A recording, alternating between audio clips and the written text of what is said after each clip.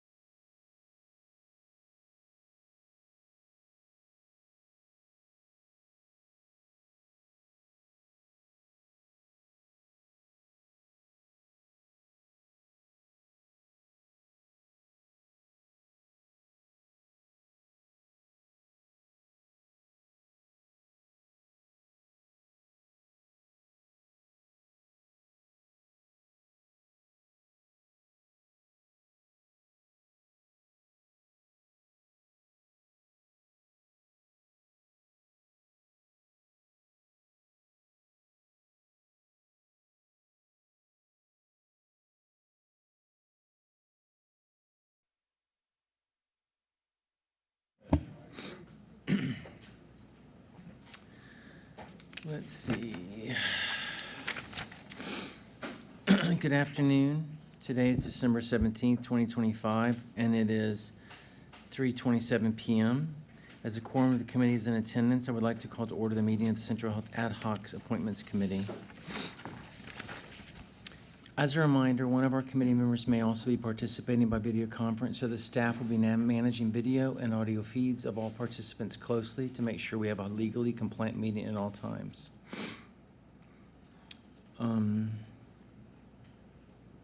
I would like to announce that in order to make it more accessible to community members, we will hold public communication for the Nominations Committee, Appointments Committee, Executive Committee, and the Board of Managers meetings at approximately 5:30 p.m. unless a member of the public wishes to comment on a specific item on this agenda now. Oh. All right. Thank you. We will now proceed to the committee agenda. Agenda item number 1, approve the minutes of the Ad Hoc Appointments Committee, December 10th, 2025 meeting. Can I have a motion to approve the minutes? Eliza, a second? Second by Brinson. All approve? Any nays? Any abstentions? It passes. Agenda item 2, discuss and take appropriate action on the appointment of one member to the Community Care Health Center's Board of Directors. I announce that the committee is convening in closed session to discuss agenda item 2 under Texas Government Code 551.074 and Texas Government Code 551.071. It is still December 17th at 3:30 p.m.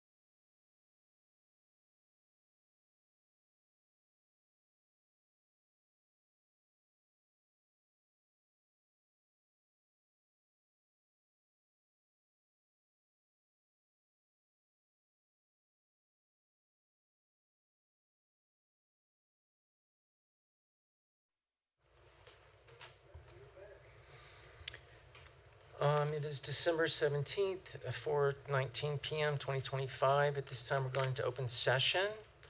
At this time, I'd like to ask for the committee to make a recommendation for an appointment. Cynthia, Manager Brunson. I move that the committee recommend that the board appoint Jennifer Banda to the Community Care Health Center Board of Directors. Second. Do I have a second? Thank you. Do I have all in favor? How many members can vote? All opposed? Thank you. The motion passes. Thank you. Okay, item agenda 3, confirm the next regular ad hoc appointments committee meeting date, time, and location. Thankfully, we do not currently have a scheduled Central Health Ad Hoc Appointments Committee meeting. When a need for a meeting arises, we will work with committee members and other managers to choose a date and time that works with everyone's schedule. At this time, I'm ready to accept the motion for adjournment. Manager Valdez, second by the Manager Brinson. We are adjourned. Thank you.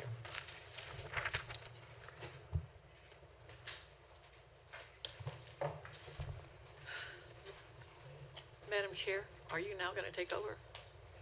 Yes. 'Cause I have a comment. I'd The, like, the just next, a comment, oh, well, just a question. oh, okay. Um, No, we're not in a meeting at the moment, so, okay, so my question is, because I wasn't here for the yeah, previous yeah, meeting, yeah. I'd like to know whether or not it was approved that we start recording our executive session.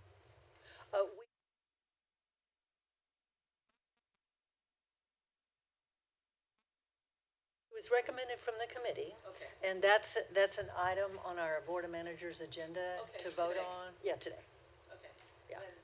Then I would ask, when we get to that point, that we begin immediately implementing those recommendations. Okay, All whatever they. okay. I don't know if they can do that today.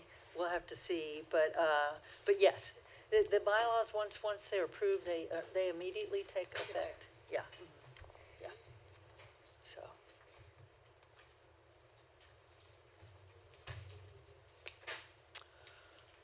Okay, so I think some people stepped out, so if we could wait for Elisa to come, we need to, she knows, she'll be back in a minute, so.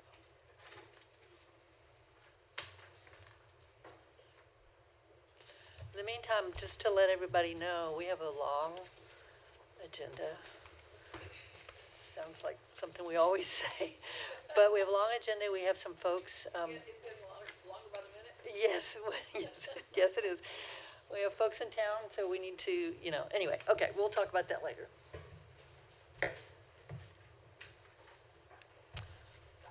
Okay, I think we're going to get started with the nominating committee. So, good afternoon. Today is December 17th, 2025, and it is 4:19. As a quorum of the committee is in attendance, I'd like to call to order the meeting of the Central Health Ad Hoc Nominations Committee. As a reminder, some of our committee members may also be participating by video conference, and I don't believe that's the case this time. So everybody on the committee is here, and our committee members are Dr. Martin, Elisa May, Cynthia Valadez, and myself. So I'd also like to announce that in order to make it more accessible to community members, we will hold public communication for the Nominations Committee, Appointments Committee, Executive Committee, and the Board of Managers meetings at approximately 5:30, unless a member of the public wishes to comment on a specific item on this agenda now. I don't believe we have anybody, right? No, okay. All right, so we will now proceed to the committee agenda. The first item is discuss and develop recommendations on candidates to serve in the following board officer positions during calendar years 2026 to 2027. Chairperson, vice chairperson, and treasurer. And members, just as a reminder, the way it's set up in the bylaws, we have 2 agenda items. We will take up the secretary also. It's just we have to take it up second. It's item number 2. So, members, according to Robert's rules, the purpose of a nominating committee is to find the best candidate for each office. While a nominating committee is not prohibited from nominating more than one member for a particular office, it's not necessary, and Robert states that multiple candidate recommendations should never be a requirement for a nominating committee. Robert's rules leans towards a nominating committee always recommending the best candidate for each office, thus one, rather than just gathering nominations and creating a ballot. In today's meeting, we will discuss each officer position in succession and take nominations for each. Per section 6.5 of the bylaws, nominations can be made either by this committee or by any manager at a board meeting. Managers may nominate themselves for any board officer position. We can then discuss the skills each potential nominee might bring to the position for which they are being considered before we vote on a recommendation to the full board for a nominee for any position. Now, before we begin, I must emphasize that since this is a special committee designated under the bylaws and approved by the board, to formulate recommended nominations, only committee members will make nominations for this meeting. The recommended nominations from this meeting will be presented later today at the December 17th, 2025 Board of Managers meeting. If a member who is not on this committee wishes to nominate someone for a position, they can nominate from the floor at that meeting. So lastly, before we move forward with nominations for the specific positions, I'd like to discuss and decide on the committee members' desired procedural outcome of the committee's voting process. Does the committee want to recommend to the full board one candidate for each position or more than one? Please note that even if we nominate only one candidate for each position, additional nominations can be made by any member before the committee's recommended candidate for a position is voted on in the full board meeting. So, members, we're following the same process that was followed the last time around, which was the last time around, which was 2 years ago, I guess. The committee chose to recommend one person for each office and put it forward that way. But I wanted to open that up for y'all. Is if we do want to do that, then there's a procedural motion that we'll need to make. And that motion is I move that the nominations committee recommend only one candidate to the full board for consideration. So let's stop for a minute and talk about that. Manager May, Dr. Martin, Manager Valadez, yes? Mm-hmm. I don't know if this is an appropriate time to say what I'd like to, Well, all we're talking about right now is nomination. is all we're Oh, talking the procedural. about. Yes. I would like to move it, so I'll go ahead and move it for purposes Okay, of. then go ahead I and second move that the nominations committee recommend only one candidate to the full board for consideration. I do need a second. Second. Okay, that's the only thing we're discussing right now. Any comments on Yeah, that? I'd like to suggest multiple, because I can imagine the sequence of who's where would dictate how members would vote. Okay, So I think that, I mean, I understand the floor would still be open, but I think to propose would allow, I think, for a little more plasticity in the decision-making. would you consider that, we could do both in the sense that we can choose to recommend only one candidate, but we can take all the nominations at once before we start voting, which is what was done last time. I'd be okay with that. You'd be okay with that? Okay. Thank you. All right, I'm gonna take, let's vote on the motion on the floor. All in favor? Aye. Aye, okay. So what I'm gonna do is take nominations for each position, and then we'll go through all of the positions so that we get all the nominations on the table, and then we'll vote. So to respond to what you had suggested, Dr. Martin. Okay. So the first position is chairperson, and I will start that process. I move that the committee nominate Geronimo Rodriguez for the position of chairperson of the Board of Managers during calendar years 2026 and 2027. Are there any other nominations for the position of chairperson? Manager Valadez. The reason I was going to speak earlier, but Okay. that's okay. I nominate you for a continued term. I nominate you for a continued term, as I would do for all officers. I feel that Central Health is in such a state right now, and we're looking at this being an additional transformative year. I think it's important that we allow our officers to lead our board forwards until we can stabilize and secure a distinct and solid path forward, especially as we work with community care, Central Health, and Sendero to secure and strengthen our enterprise. And so my idea was that we would just reappoint or elect to serve another term the 4 officers. We have done this before. We did it when Katrina Daniel was chair, and I was here and part of that discussion, and we were in much less trying times then than we are now.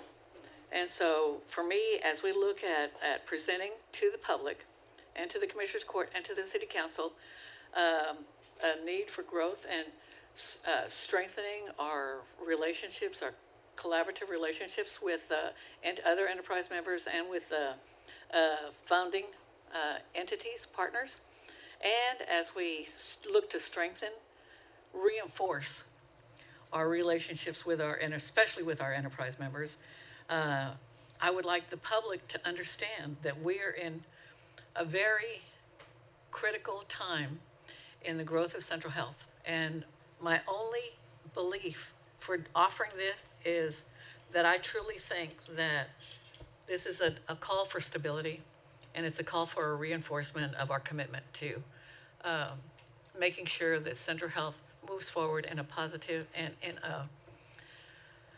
a stable path forward. That's my comment. And that's one of the reasons I am not only nominating you, but all the other officers for their positions. I appreciate that. I very, very, very much appreciate that. I'm going to decline the nomination. However, I'm declining that understanding that there is a role for continuity. I think that as past chair, I can serve in a way that is that provides continuity and sits as part of decision making. I believe that later we'll have the opportunity to consider a more formal way to do that, perhaps as a past chair sitting on the executive committee. That's a typical way to, carry forward continuity, but that's not in front of us right now. So I have been more than honored to be the chair and to work with you and with everyone else. I recognize how challenging our position is right now, but I do not intend to go away. But I do think that we're a team. I think we have to be a team or we will not be able to move forward. And people play different roles on different teams at different times. And I also see things as a relay race. So you could call it as a team or a relay race or whatever you want. But it is a position that takes a lot of time and a lot of energy, and it's tough. So I just think that it's probably time to be a different position on the team, and but still be on the team. But it means a lot to me that you would make that motion. Yes. Would this be the correct time to bring up questions? Yes. So so thank you, Ann. But because this is the time to bring up questions, I just have some questions, not as just because I think we need to hear the answers. Okay. So because there is a concern of how do you say it? Conflict of interest. Yes. Yes. I only talked. My first part was for the nomination. Oh, I see. I'm sorry. I apologize. Microphone, thank you, I appreciate it. And this is not a reflection on my great esteem of all the board members here, especially Geronimo. I love Geronimo. We've known each other a long time. And this is not personal, but I myself, when you were nominated to be on the Central Health Board of Managers, in the the facts that we were looking at litigation, which is a public issue. The public knows about it. It's been well documented in the news. We've had issues with their performance. We've had issues with what the future of Central Health and the Central Health system is going to be. I thought that it might be best if we held off, Jeronimo, on putting you as a chair position, whom I would, in all other instances, support 1,000%. But because I was operating under the assumption that we would be able to, and that Ann would, and the other officers would continue in their same capacity, I didn't really look other than that. But I did have a concern about conflict and how you would be able to how would you be able to manage that? How would you be able to deal with that? Because we're going to be dealing with a lot of issues with respect to Seton. And I personally wanted to know, and I don't know if that it was appropriate to deal with that in public or if that was appropriate to deal with in executive session. So Okay, that's it. okay. Do you want to speak to this Yeah, now? I'm happy to. Okay, To answer that. That's a great question, and one that I myself have thought about. I think one, the conflict of interest disclosure form that I filled out, and then we collaboratively did with the attorneys, is public information and can be shared again about what that conflict is. I think the other part is that the conflict, is my understanding, ends January 31st, because that's the end of the conflict. Okay. The second piece to that is, I think as an attorney, there's another layer to this. I mean, I have an obligation and duty as an attorney not to disclose conflicts of interest and disclosure. And I think that to me are the two different layers of it. I think the other part from a governance perspective is that my focus is going to be on good governance. So for example, the litigation committee, I would probably imagine that will continue on, and that our past chair, which I think is a continuity, would continue on as chairing that. I don't think I have any interest in getting anywhere near any kind of conflict at all. I think those are the two things in particular, and frankly, the other part is that all of this is about getting to the will of the board of whatever the transformational changes and the direction we're headed in. So I also think that whenever you take an important public role, it's important to have the input of all of the board of managers. And frankly, if there's a board of manager that doesn't feel like this is a conflict, I'm happy to have a discussion with the lawyers, without the lawyers, to kind of disclose where that's at. But I think for me, the mission of this organization is really critical in the time that we're at. If I may. Yes, ma'am. Yes, sir. Manager Oh, Rogers? Okay, did you sorry. finish your, okay, go ahead. That's a very good question. But I'd like to point out, once again, the chair is but a member of the board. The chair is not the board. In any discussions that Geronimo may lead as chair, we run by the whole board. He can certainly have more power and direction, but I think we all understand the conflict. We are well in depth in it. So I understand what your concern is, but I think it can be addressed if we manage the board in that manner, so. I appreciate that. It was just always my understanding that, and this has been historically at Central Health in our discussions prior to this, that when there was a conflict, not only could you not vote on that particular issue, but you could not participate in the discussion. It's twofold. So you could still be chair, but how are you going to be in the room and participate in the discussion and or vote? That was how I wanted to see some kind of a response to handling that. Thank you. And I'll just point out as an example, like tonight, I wish I could be here with you all till the end of the meeting, but when that matter comes up, then I step out. And I think that's why in the bylaws too, there's a vice chair. That's what a Yes. vice chair does, is steps in when there's a conflict. So like I said, I am very, very intentional in trying to stay as far away from that conflict as I can, given the focus that it's really about board governance and getting to the will of the board around every there's enough other issues Oh, I for know. us to manage, and there's enough other leaders in this room to carry on those other activities and duties as needed. I appreciate that, Yeah. Heavenly One. Thank you. I'd also like to add one other thing with related to continuity, and that's in addition to the litigation committee, there's an important role for continuity with regard to the CUC liaison committee, and it's my expectation to continue chairing that committee. So, are there any other nominations for chair? No? Okay. We're going to take all the nominations before we actually vote. So we'll now move on to vice chair. I move that the committee nominate Elisa May for the position of vice chairperson of the Board of Managers during calendar years 2026 and 2027. Are there any other nominations for the position of vice chairperson? Go ahead.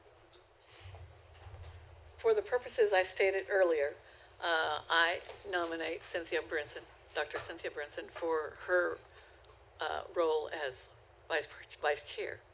I know it's Cynthia's ability to accept or not accept, but I do believe that we must have continuity.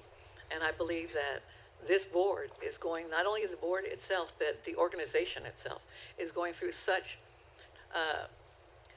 changes, such crises, you know. It feels like last year we were dealing with one every meeting.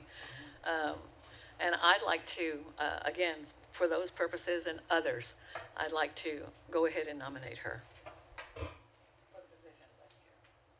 Is there anything you would like to say? Thank you for that, Cynthia. So I have served, almost 2 terms as vice chair. And though I would go with the will of the board. I would. If they wanted me to stay on, I would stay on. But it's also always a possibility that I may run again in the future. You never know, because I don't have any intention of leaving anytime soon. And so I think that it is, honestly, I think that there has been so many different kinds of conflict. And I feel that sometimes a change is as good as a rest, as my mother used to say. And though that may not make sense to you, I think that maybe we need a rest. But we as a board, maybe that would be a good change, and see how it goes. Then what I would ask is whether or not you would accept the nomination or whether you believe this is a time for a rest. Oh, I would accept the nomination. I think that the enthusiasm is present, and that they may be sorry, but I won't be. Thank you. And I would just like to say that regardless, so we have Elisa May and Cynthia Brinson nominated for vice chair. Are there any other nominations for vice chair? No? Just what I thought I said. What'd you say? I thought I declined it. Oh, you did? Okay, sorry. I couldn't tell. I'm sorry. I couldn't tell either, Okay. Cynthia. Okay, well then let me say this. Declined. I think it is absolutely critical that our current vice chair, Cynthia Brinson, be in a position to assist with continuity. She has been an amazing leader in this process, and I would ask that our future chair consider appointing her to the executive committee. I think that we are in some really tough times because we're transforming. That's always the case. It's a good thing. Appointing her to what? The executive committee. I think for continuity, having both the past chair and the past vice chair on the executive committee would be a good thing. So that's not for us to address right now. That's not for this committee to address. I'm just, if that's not something that the full board wants to go forward with, I would really ask that our chair find a way, the best way, in consultation with Dr. Brinson, to take advantage of the skill set she brings to the table and the experience, not just one term, but 2 terms of experience that she has. So, okay. No other nominations for vice chair? Okay. Let's move on to treasurer. I move that the committee nominate Dr. Maram Musaidov for the position of treasurer of the Board of Managers during calendar years 2026 and 2027. Do we have any other nominations for the position of treasurer? I'd like to nominate Manager Motwani for the position of treasurer. Okay. And the- Do you wish to, Yeah, I think the reasons why is that, I think our duty as board members is to delegate people who have the greatest skill sets addressing that position. And I think that Manager Motwani's understanding of finance is pretty vast, and I think he'd bring a lot of knowledge and expediency to the work. any other comments on that? That position, treasurer position? I'm assuming you're accepting it, right? Yes. Okay. And I would just, may I make Sure. a few comments? First of all, thank you. And secondly, I accept the nomination, and I do want to be clear that I don't take either the nomination and the work and the skill set and the continued adaptation and growth that's going to be required in the skill set lightly, or do I take the time commitment lightly? And also, I do want to underscore that, of course, though I'm not a credentialed financial professional, I have spent nearly 30 years of my life, managing finances and under the tutelage of some of the best CFOs as well as financial board members,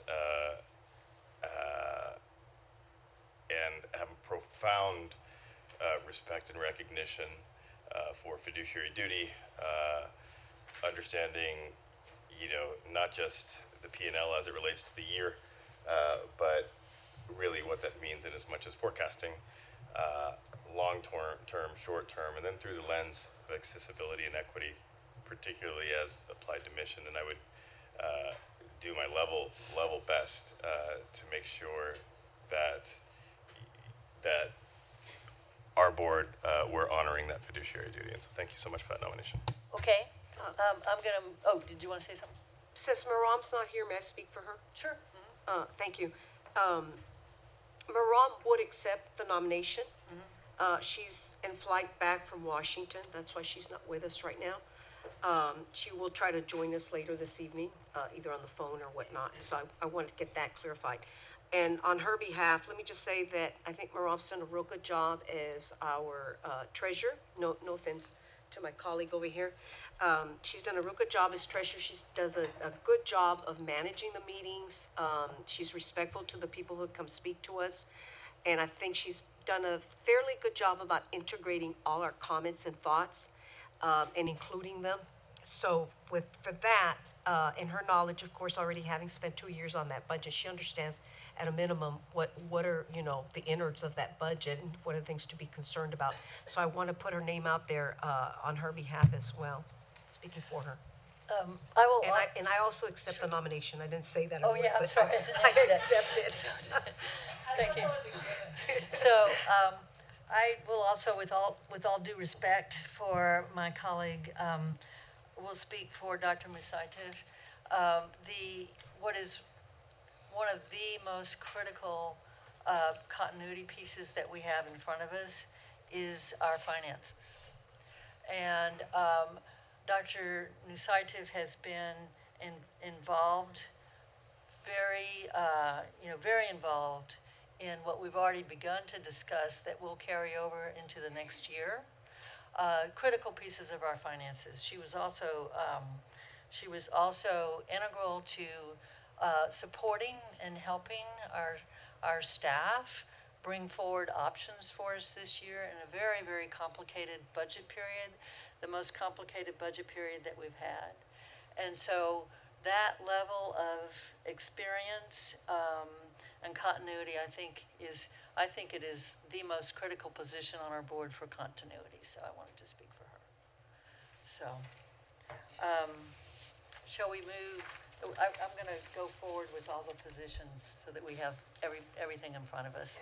So, we're gonna move on to the, secretary. I move that the committee nominate Dr. Martin, for the position of Secretary of the Board of Managers during calendar years 2026 and 2027. Dr. Martin, do you accept that, or? Okay. Do we have any other nominations for secretary? No? Okay. All right, I'm going to go back now, and we'll go through and vote each one by one. Okay. And this is, no, just the committee, because the way this works, the committee makes a recommendation to the full board. And then it's presented, what this committee recommends goes to the full board. Again, at the full board meeting, anyone has the right to, bring up any okay. So, for the position of chairperson, we have, Manager Geronimo Rodriguez for that position. Do we, I guess we need to, we'll take a vote on that nomination. Can we do that, do we do that by acclamation if there's one person, or do we just vote it? Okay, well, let's just vote it. All in favor? Aye. Okay, so that's 4. Of her vice chair, we have Elisa May. All in favor? Aye. Okay. And then for treasurer, we'll vote on Dr. Musaidov first. All in favor of Dr. Musaidov? It's 3. Okay, Dr. Musaidov will be our treasurer. You had 4. Nomination. You had 4. 4 voted for Dr. No, Messiah. you can't vote Oh, I can't vote. because you're Oh, not on you the don't- committee. Sorry, So pardon. sorry. So sorry. So, I'm so used to seeing the 2 of you. yeah. So then for secretary, all in favor of Dr. Martin? Raise your hand, that's 4. Okay. Okay, so the slate of candidates that will be recommended to the full board for approval is chairperson, Manager Rodriguez, vice chairman, chairperson, Manager May, treasurer, Dr. Musaitov, secretary, Dr. Martin. Please note that after I read the slate of nominees in the full Board of Managers meeting later today, but before taking a vote for approval, I will ask if there are additional nominations, and if so, the position will be pulled from the slate and a vote will be taken. The committee's recommended candidate will be voted on first, and the first individual with the majority of votes will be elected to that position. Those positions with no additional nominations will remain on the slate, and once approved, they will be elected to their respective positions. Unless there are questions, I will accept a motion to adjourn. From Manager Valadez, second. Manager Martin, all in favor? Okay, we are adjourned. Okay, so managers, are y'all ready to go right into executive committee? Yes. You ready? Do you need a break? You've been running? Okay, all right. Okay. We'll take a break between executive and board of managers, a short one, before we get into the board of managers meeting. So, okay, executive committee meeting.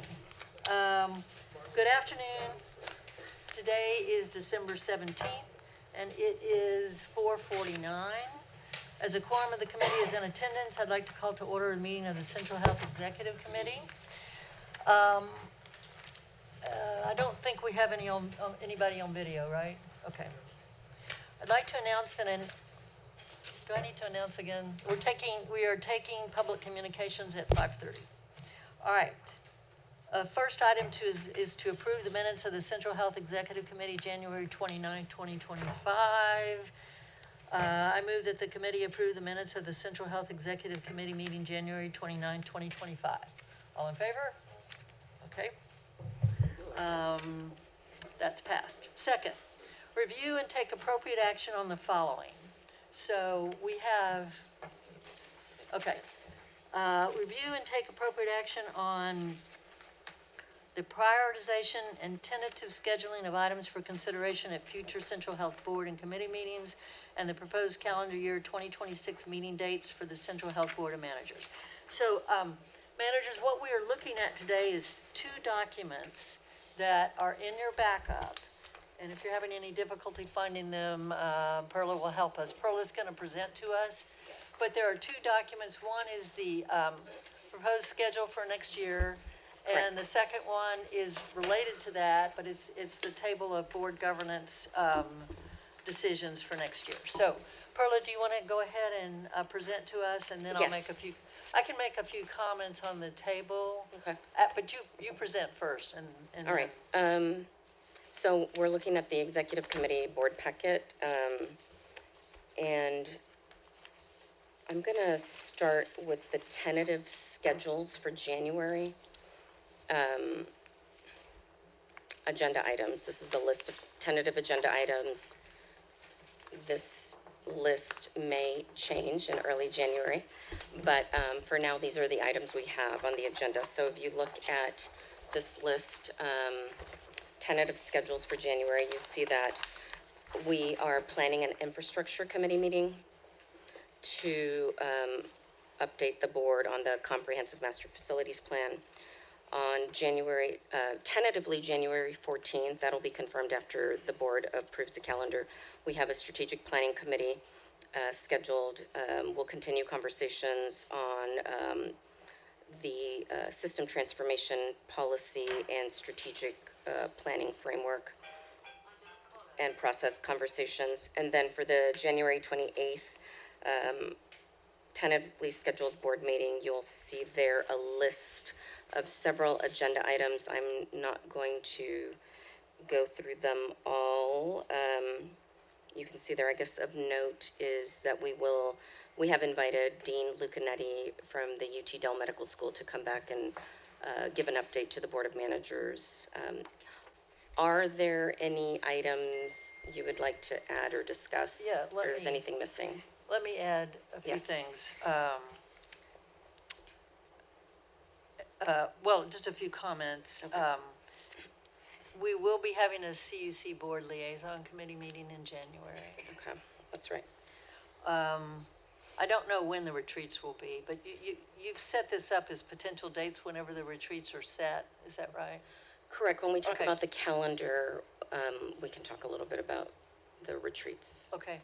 There's also, someone had asked, the reason you see the times for the strategic planning committee meetings and other committees as 1 PM or 4 PM is there had been a request that it might be easier for folks that are working to come at 4. So that's why it's Right. listed as 1 PM or 4 PM. And I thought we should take a minute and see Yeah. what people think So let about me, that.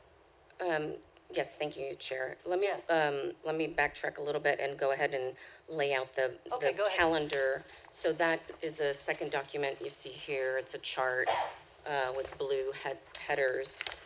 And so every year, the Board of Managers approves the calendar for the following year.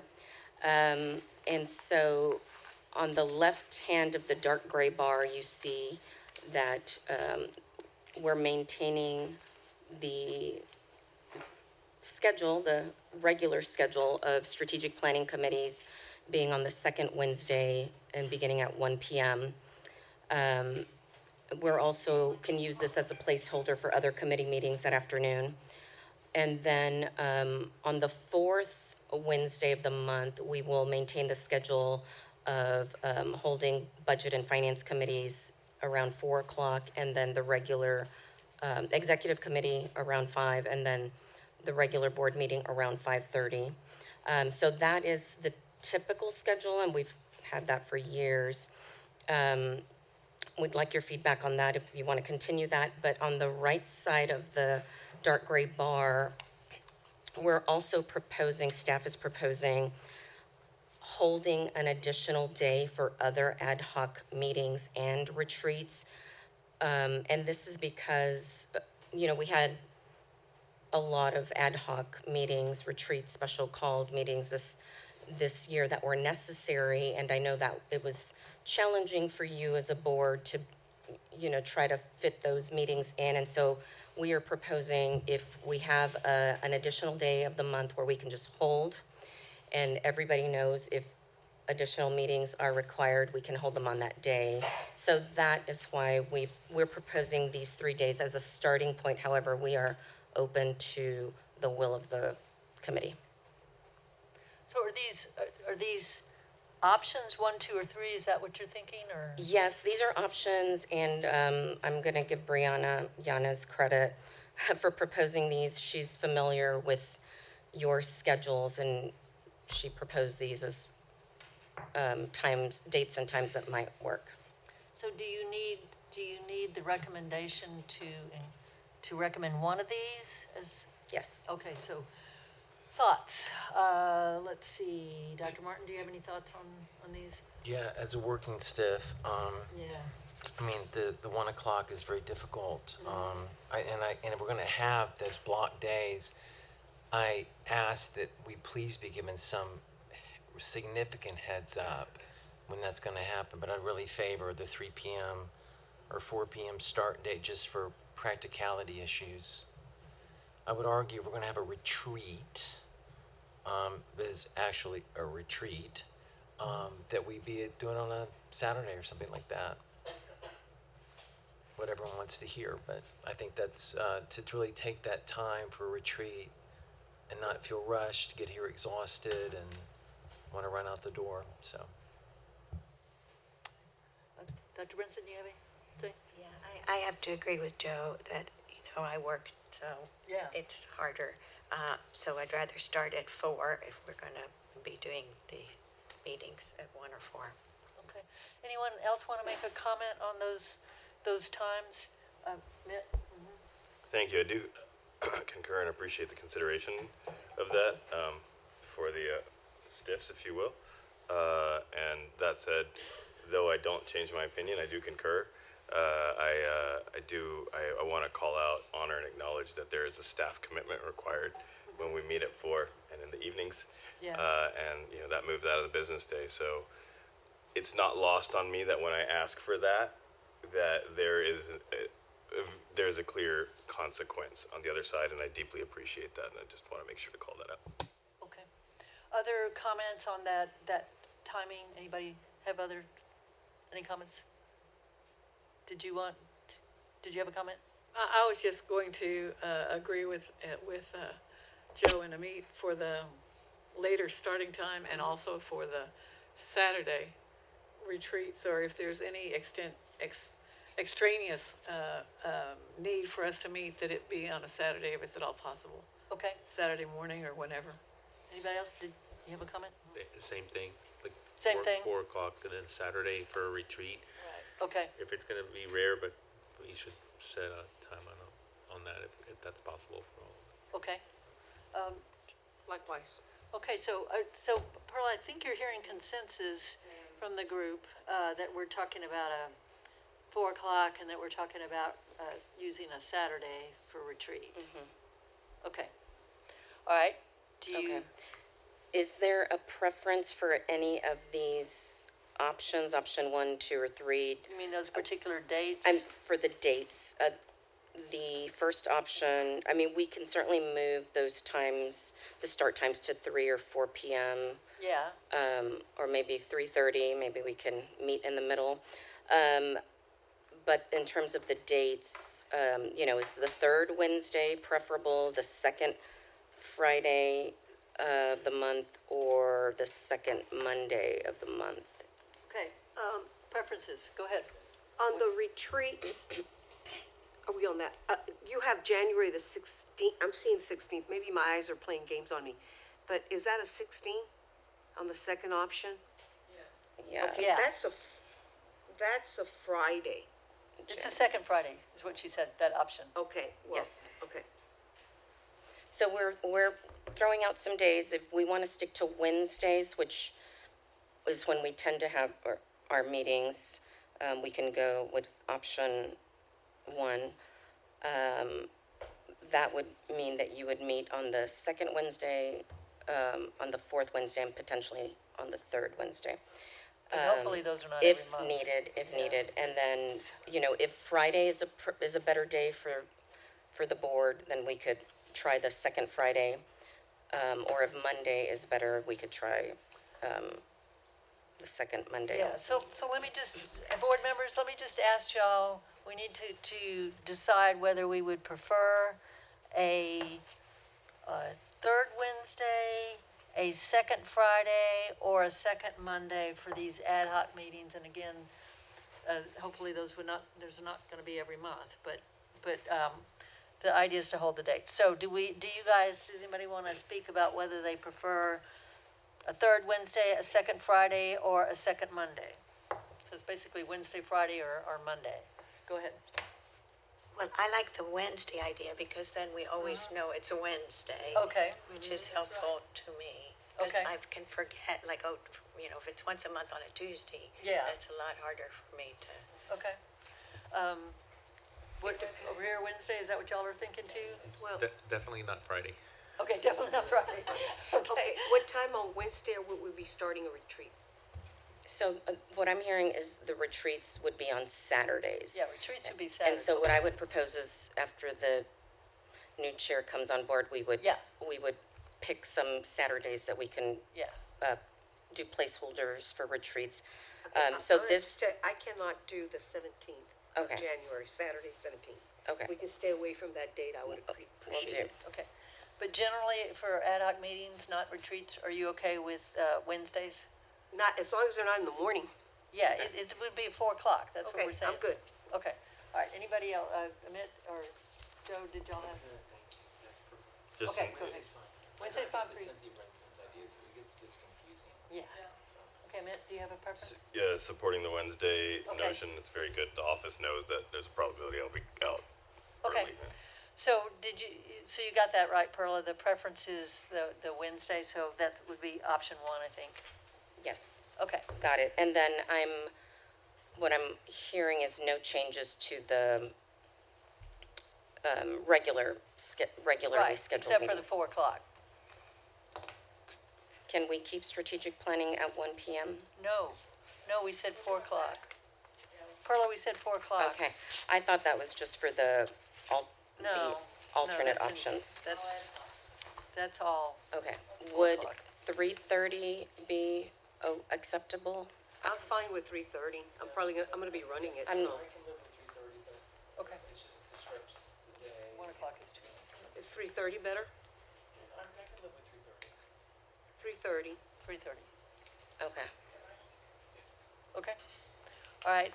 So I'm trying to move us faster. Okay. So did you get what you needed on that? yes.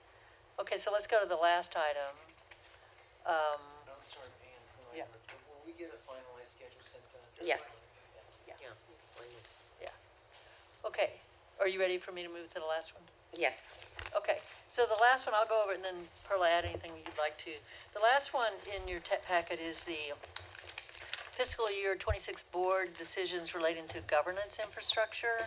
So it is a table of board decisions about governance infrastructure that the board will need to deal with next year. It is, there are target dates that, now, please pay attention, please understand that there's language in here that says the target dates will likely require adaptability and updating as we proceed. So, these are simply target dates, okay?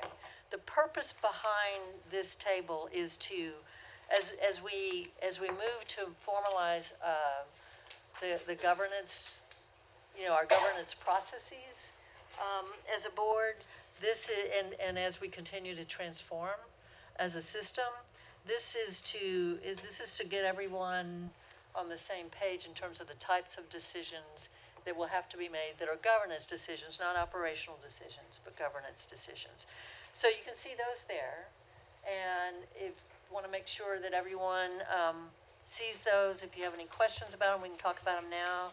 Understand that this is an iterative document and it will change over time, but it's what we know right now. Elisa? I don't see, and I had submitted it, the need for us, we're gonna have time for us to discuss the development of the foundation for the Yeah, philanthropic committee. I had don't that see on it in there. here. Or maybe I'm missing it. Well, no, I had it on there, but I'm not seeing it now. Good, that's a good point. So we I'll had make sure several that's got it. iterations, so maybe this is an older version. Yeah. Do you have it, Perla, on yours? I don't have it, but I will make sure it gets added.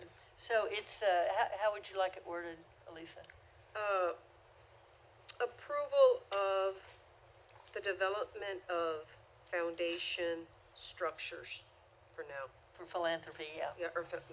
Philanthropy structures. Okay, And we were, just by way of information, we were looking at possibly doing that in February. so it would be second quarter, is that second quarter? Yes. Yeah. Okay. So you'll get that added, right? Yes. Okay.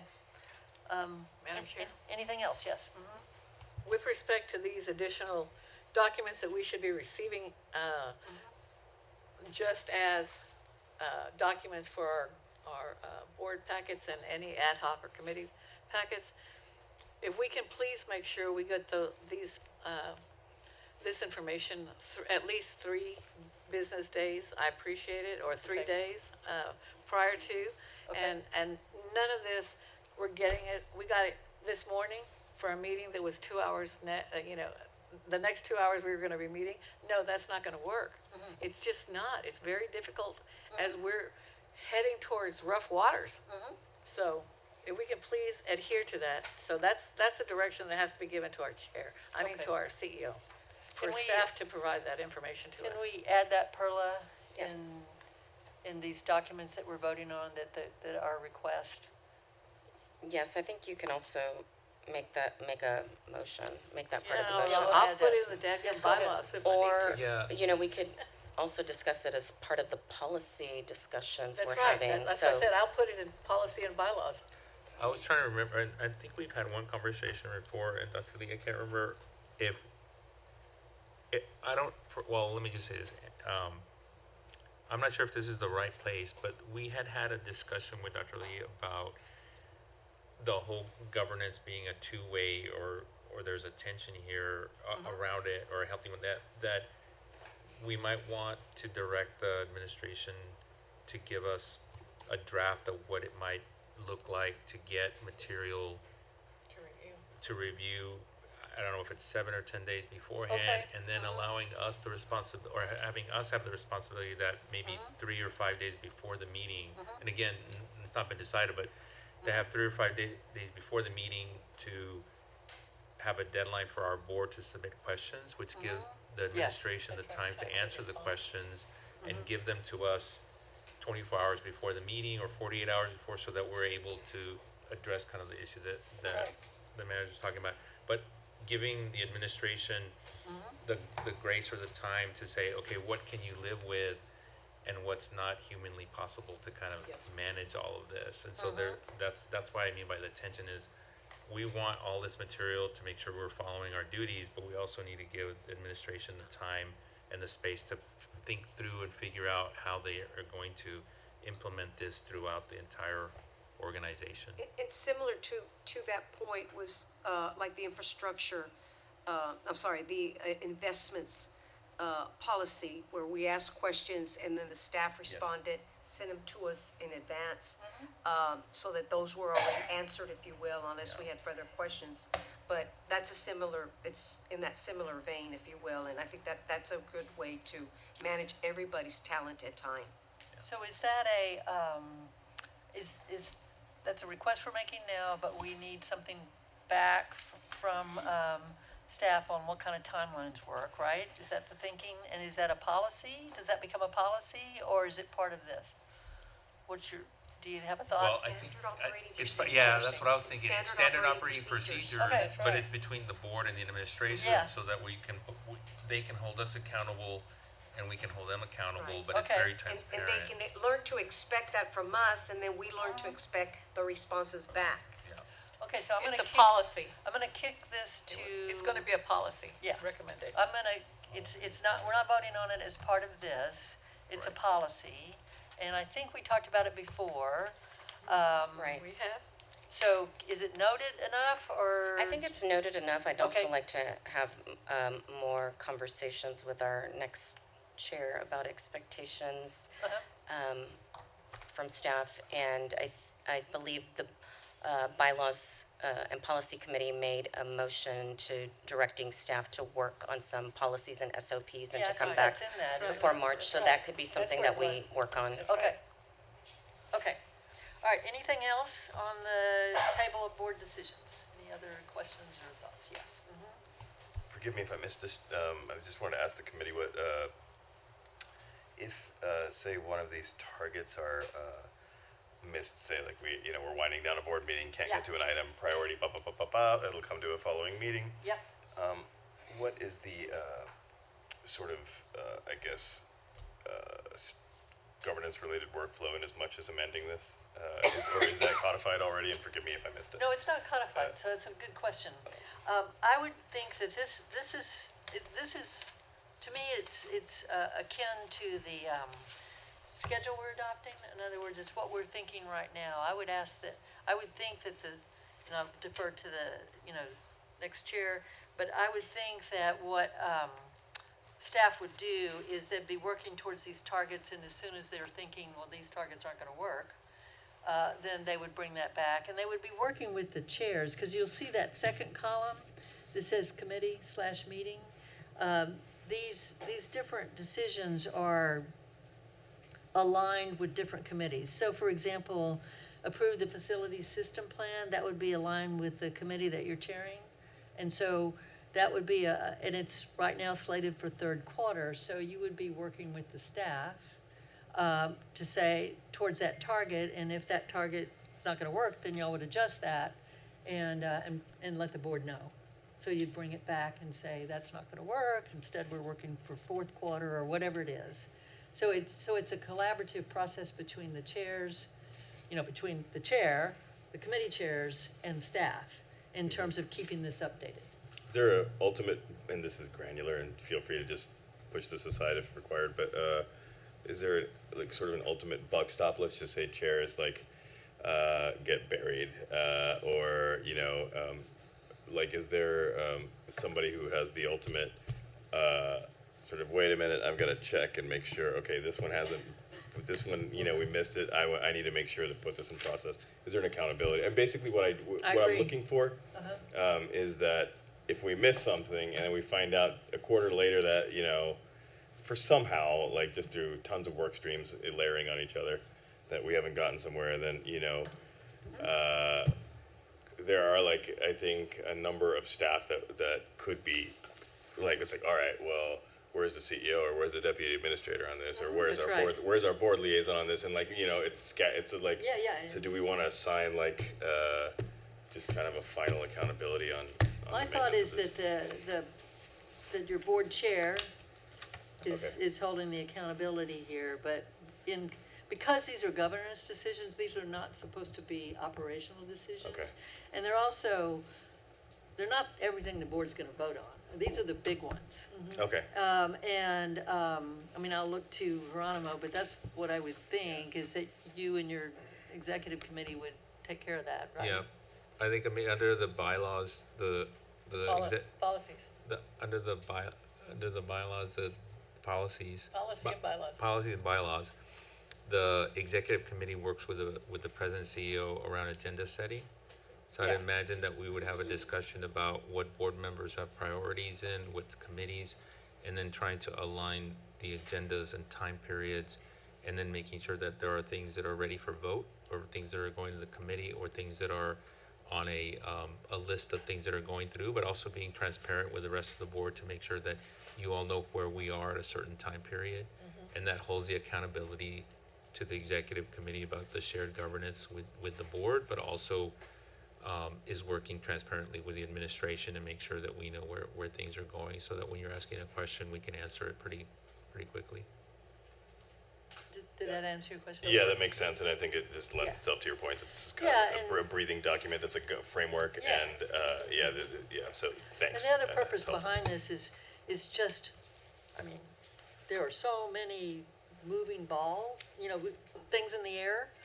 For next year, we thought, I worked with Dr. Lee and with Perla to put up together this list, that it would be helpful for us all to have in mind a list that we continue to keep track of and go, okay, here's another thing that is a governance infrastructure we're gonna need to decide. So that, it's intended to be a living document that's useful to set a roadmap for everybody. And clarity. keeping us out of crisis mode. Yeah, yes, thank you. Okay, all right, are we ready to move on? I'll make the motion if I can find the motion. Let's see. I think, no other comments, right? Okay.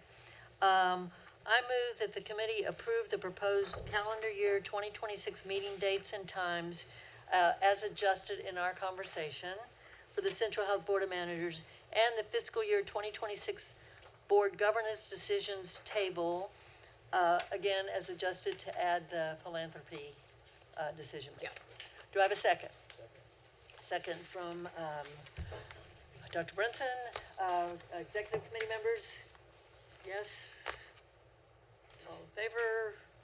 Let's see, well, it's three of us that are here. Okay, all right, so that passes and we'll send it on to the full board for vote. All right, I'm now ready to, let's see, to confirm the next executive committee meeting is 10, pardon? Is she on? Oh, okay. Okay, Ram, I'm sorry, I didn't see you. There she is. Oh no, I just logged in on Huh? right now. I just logged on right now. Oh, okay. We're in executive committee, and Yes, we're just voted on the scheduled meetings for next year and the table of governance, and we did agree that we needed to push the meetings back until, I think we said 3:30? Till 3:30. So we won't be starting those meetings at 1 o'clock. So I know that okay, was. perfect. Thank you so much. Okay, so we just took a vote. Did you want to be part of that vote, or are you still getting oriented? Yeah, I'm fine. If you can count me in with Okay, so that it's, vote. it's all four of us. Okay, all right. So I'm going on to item number 3, confirm the next regular executive committee meeting date, time, and location. Managers, our next executive committee meeting is tentatively scheduled for Wednesday, January 28th at 4 p.m. At this time, I'm ready to accept a motion for adjournment. Manager Brinson, second. Thank you, Manager Martin. All in favor? Okay, we're adjourned. Okay, managers, it's 5:18. We are going to, do people need a break, or can we go straight into Board of Managers? Is there food? I don't think food's here yet. All right, I'm gonna move straight into Board of Managers. And, yeah, there's chocolate. There's chocolate. Okay, I'm gonna move straight into Board of Managers, and then we'll take a break at some point, because I'm sure there'll be food and other things to take a break for, so. Okay, good evening. Today is December 17th, and it is 5:18. As a quorum of the board is in attendance, I'd like to call to order the meeting of the Central Health Board of Managers.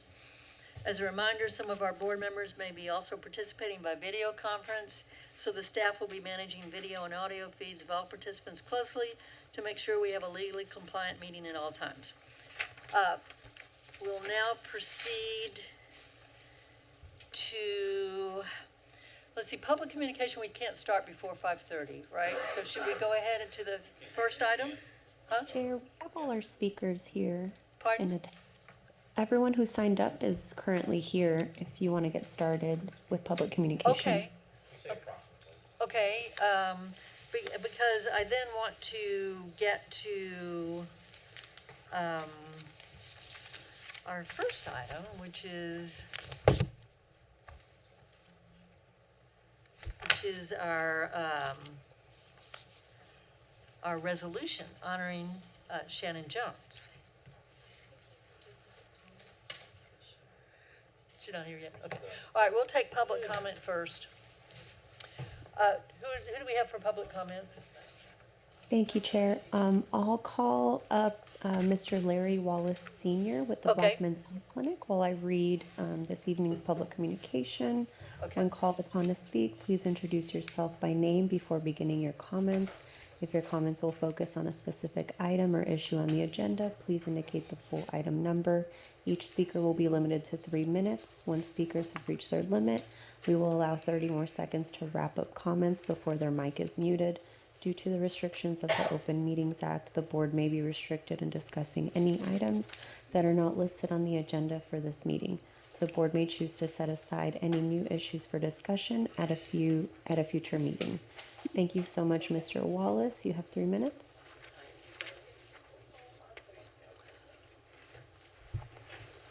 Thank you. Thank you. Thank you for the opportunity to be at this meeting at this time. And my purpose is to acknowledge the work, commitment, dedication of Shannon Jones. Shannon served, I believe, 2 terms with this board, and he stands as an advocate for the community, and he serves on many committees. He represents all people, and so I thought it would be a disservice for this time to pass and not come and express appreciation to Shannon Jones for all that he's done for the community and what he's done for Black Men's Health Clinic. Shannon represents the NAACP. He's a board member of the Black Leaders Collective, and it goes on and on and on. The many places and spaces that Shannon serves in.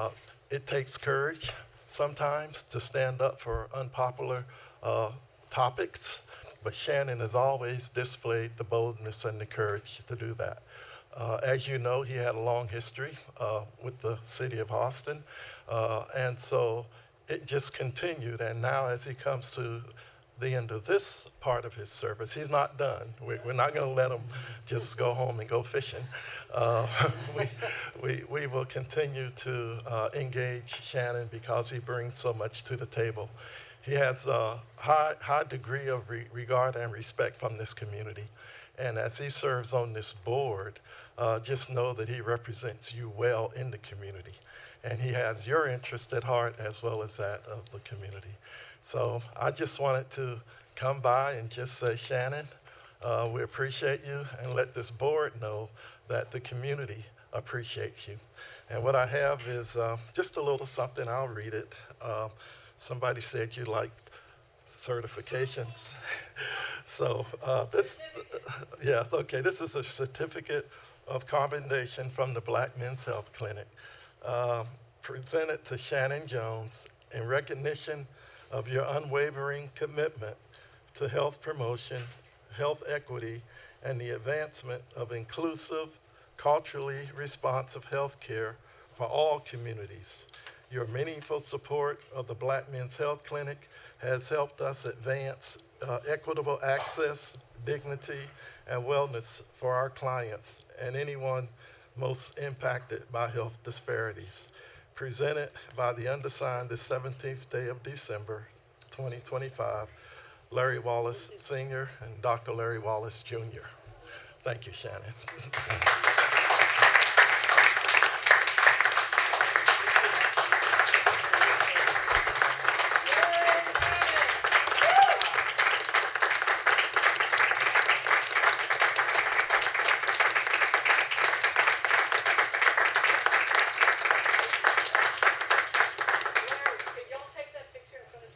Well, wait, we're not done yet. Let's not take that picture yet. So, Larry, if you'll stick around, we can take the picture in front of here, but we have some other things to do first. We're not done yet, Shannon. So, I think we have a special guest who should be here in just a moment. And Chair, we have And here's one more our person special lined up. guest, Representative Cole, if you will join us. Thank you so much for taking time to be with us today. I am glad to be with you on this very special occasion. So we will turn this over to you right now. I understand there you he have you have something you'd like to present to Shannon Jones. Shannon, This is a Representative Cheryl Cole.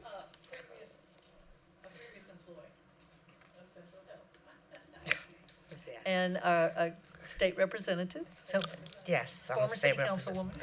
I've known Shannon since my days on city council and his work at the city of Austin. This is a special moment where we do something that we don't often do, which is pause and take time to say a simple thank you for your service. People don't see the long hours and the sacrifices and the conflicts within the community that you have to navigate with your very difficult decisions.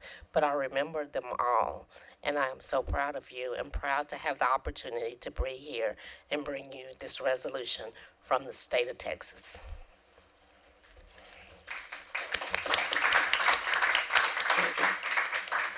Whereas Shannon Jones is completing his exemplary tenure on the Board of Managers for Travis County Central Health System on December 31st, 2025. And whereas appointed to the first of 2 terms in December 2017, Mr. Jones brought to his role extensive experience. He joined the board following his retirement as Director of Austin Public Health and became the first 5 accredited public health agencies in the state. He previously worked for the Austin Travis County Health and Human Service Department, and he served as its Deputy Director from 2011 to 2015. Whereas Mr. Jones has further benefited public health in a number of key roles during the Obama administration, he was appointed chair of the Centers for Disease Control and Preventative Advisory Council for the Elimination of Tuberculosis.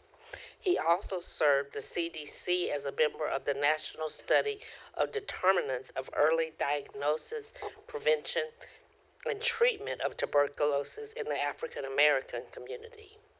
As chair of the Austin Travis County Community Health Assessment and Community Health Improvement Plan, he organized collaboration among major local health care, public health, social services, transportation, and other public-private agencies.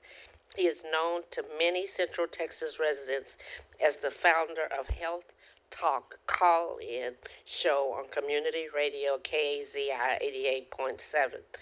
And whereas the Central Texas African American Family Support Conference recognized Mr. Jones with the Garnet Coleman Eternal Flame Award for his work to raise awareness of health disparities, he has been named a Woodrow Wilson Administrative Fellow and an Associate in the American College of Healthcare Executives.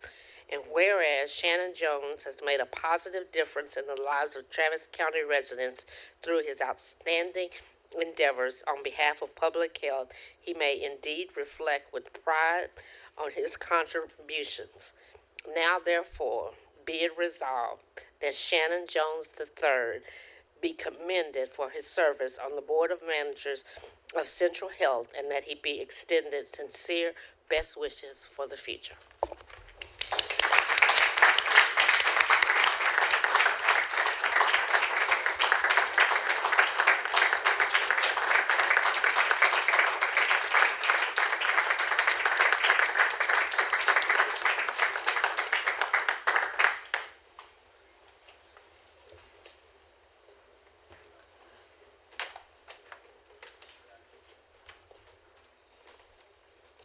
Thank you so much, Representative, for being here with us. This is truly an honor for us all.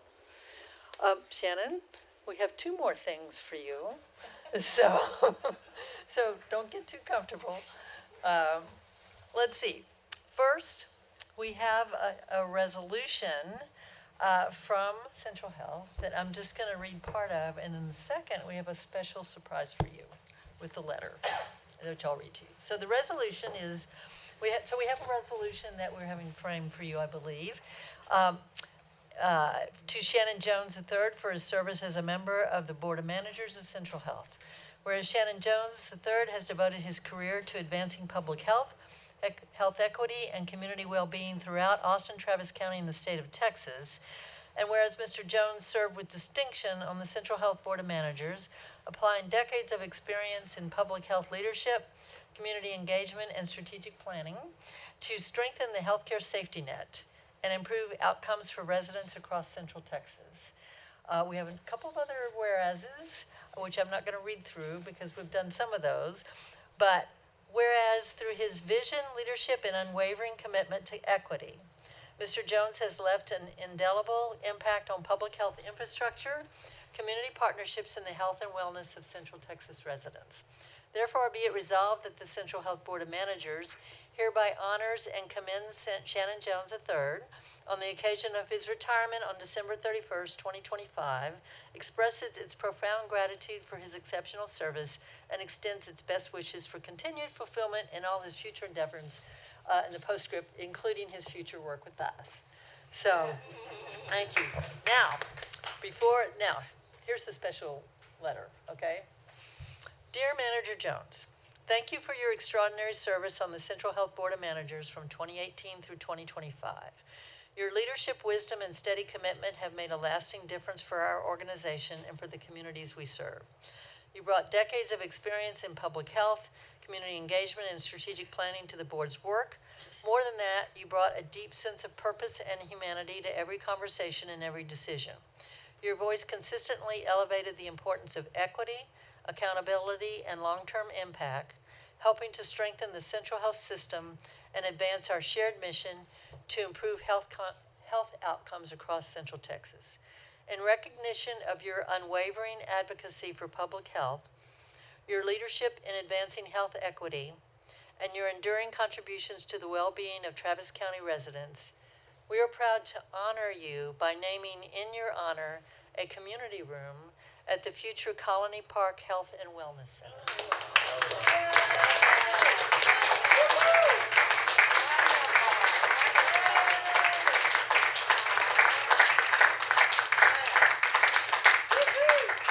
It is a fitting tribute to your legacy of service and your commitment to building spaces that bring people together in care and community.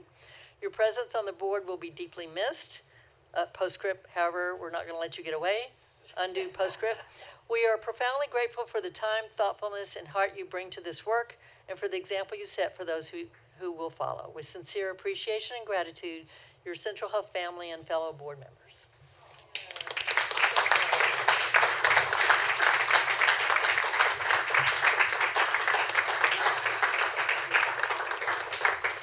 Let's take pictures. And I would invite Dr. Lee and our staff to be part of this. Here, this is for you. Oh, move the chairs. Actually, let me move them to that corner. We're gonna move them. Just push it back. Yeah, in front of the table, yeah. Everyone here. Yeah, we get out in front of the table. Oh, get in front of the table? Yeah. Okay, all right. Push that up against the wall. That's good, right? Is that good?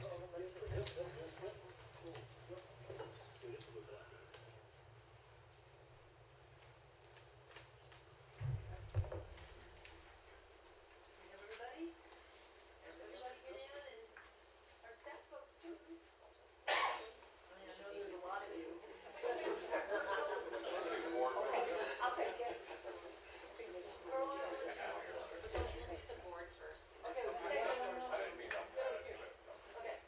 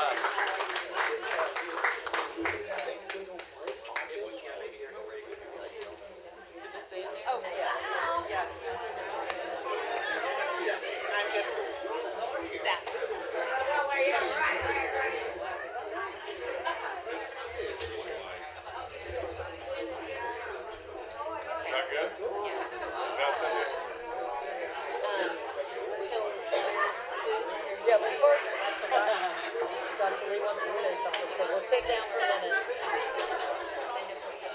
But it's not this, so he's fine waiting until we get back from Oh, he is, okay.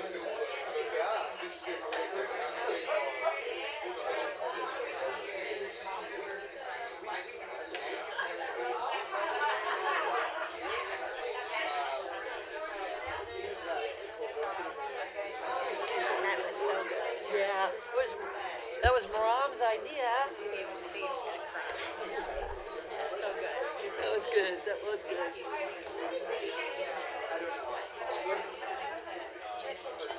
Yes. And then we'll take a break and come back.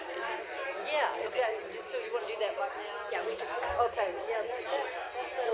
Great.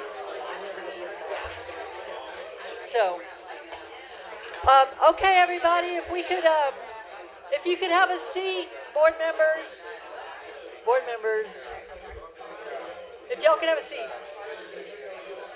Yes, that's why I'm trying to get everybody to sit down. Okay, Geronimo. All right, somebody tell me.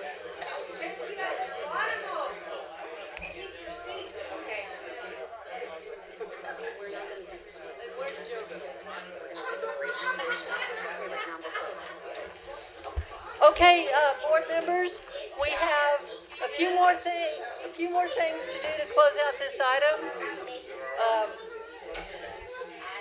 I don't know where Joe went. If y'all could have a seat.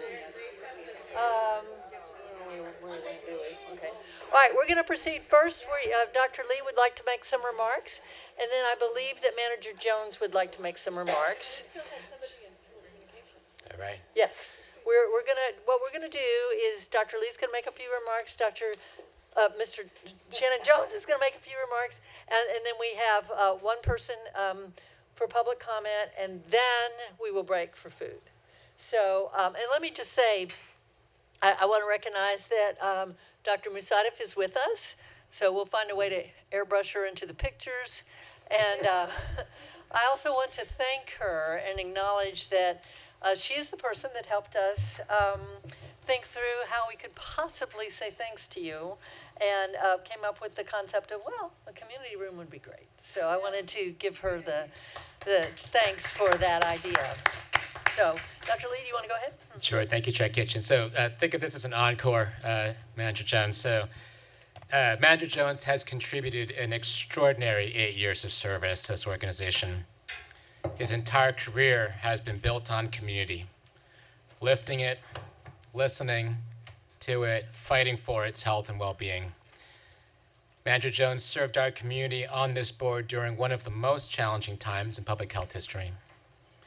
During the COVID-19 pandemic, he made sure that residents in eastern Travis County, people who often had the fewest resources and the least access, received information about COVID testing and vaccines. He led by example, getting vaccinated publicly and encouraging other community leaders to do the same. His advocacy for health equity is a huge part of his legacy on this board. Manager Jones championed partnerships that brought meaningful changes to our organization, including and especially within the Black community. His work at the Black Men's Health Clinic help bring care to thousands of men who too often fall through the cracks. Manager Jones has also been a driving force behind expansion of services in eastern Travis County, an area that has been historically underserved. He stood alongside community members at the opening of the Hornsby Bend Health and Wellness Center in 2023, and again this year at the new Del Valley Health and Wellness Center. In Manor, his own community, he visited churches, met with local leaders, and helped build trust ahead of this summer's community conversation. People who were once hesitant to engage with us showed up and spoke up. Thanks in large part to Manager Jones, that event was standing room only. Manager Jones, your voice has been consistent, clear, and courageous. You have pushed Central Health to confront disparities with urgency and to ground every decision in the needs of those patients who rely on us most. Our system is stronger because of you. Our mission is sharper because of you. And our community is healthier because of you. On behalf of Central Health and the thousands of Travis County residents whose lives you touched during your time on this board, thank you. Thank you for your service. Thank you for your advocacy. Thank you for your relentless commitment to equity. We are deeply grateful, and we celebrate everything that you've committed to this community. Thank you.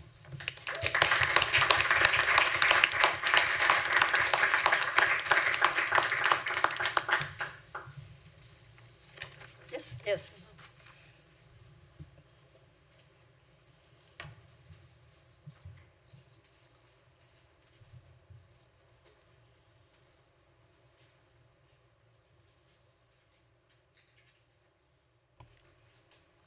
Well, I recognize it's time for people to eat, so I won't be too long. First of all, I'd like to start off by giving thanks to God. I'm a very spiritual person, and I believe that all of us are a creature of our spiritual being, however we define it to be. And so I'd like to start off by saying that. Secondly, I'd like to start off by thanking the board members of Central Health. You've allowed me the opportunity to work very closely as a team member to be able to address the issues that face our community. And though we haven't gotten them all solved, we've gone a long ways. And I'm so proud of the work that has been done over the last year or two, and look forward to the work that you all will continue to do over the next several years. We looked at the Eastern Crescent particularly, where we see significant disparities in our community. We have built two new health centers, and a third one is in the plan. So it speaks to the need of our community and your responsiveness to it. I'd like to thank particularly Commissioner's Court for the appointment to this position. I was appointed in 2017 as I retired from the City of Austin Director of Public Health, and I felt that this was just a natural continuation of where my career is to go and where God has led me to go. I'd like to, in closing, say a couple of things about who I am, because a lot of people may not realize. I come from a family that has been going through this for many years. I brought up in Nashville, Tennessee, and we were living in situations in I won't say 50s, I won't say the exact year 50, but in the 50s that are very similar to what we find today. And the sad part is here we are almost 70 years later, we still see the disparities that exist in our community. And so we need to continue the battle regardless of what the federal, the state, or even some local officials say with regards to addressing disparities in our community.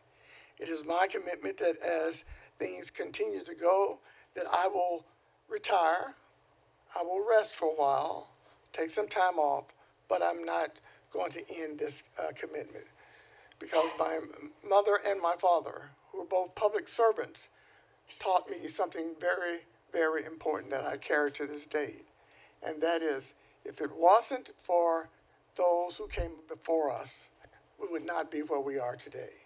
And so that holds true to you all today. If you don't do the job today, it will be even worse tomorrow. So with that said, thank you so very much for this opportunity to come and acknowledge the thank you and my time of service here. As 52 years of public service that I have been blessed to be able to do. And by far, this is really one of the most celebrated and most honored one. So thank you very much, Chair. Thank you very much, board members. Thank you very much, audience, for coming out today and acknowledging the work that we've done, and we plan to continue to go forward. Thank you very much. Thank you.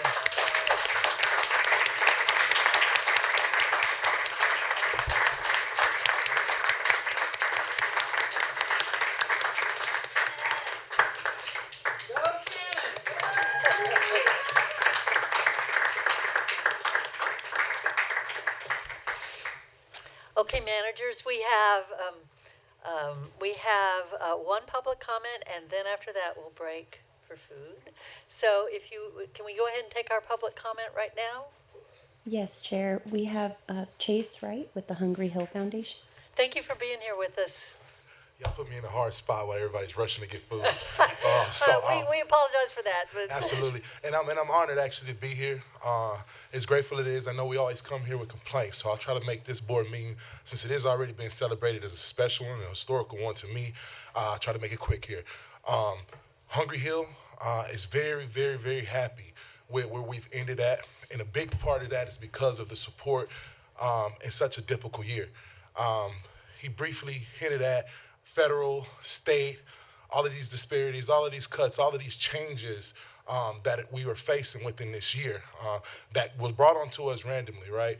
As we end our first quarter, we would like to say we still sustain with the backbone of Central Health, right? We were able to still grow.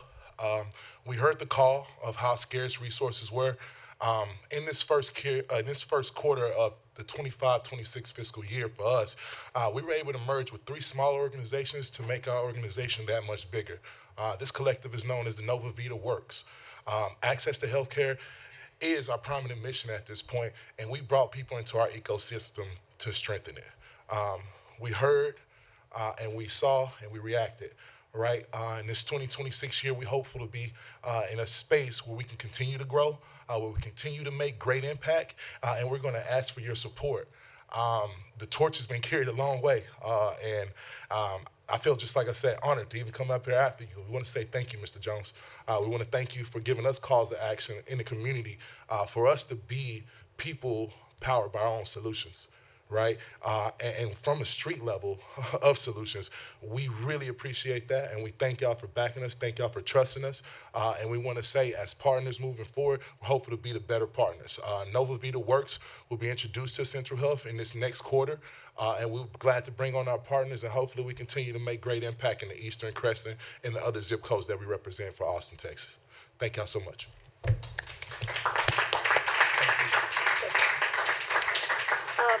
Okay, managers, it's 10 till 6. Please be back here in 10 minutes.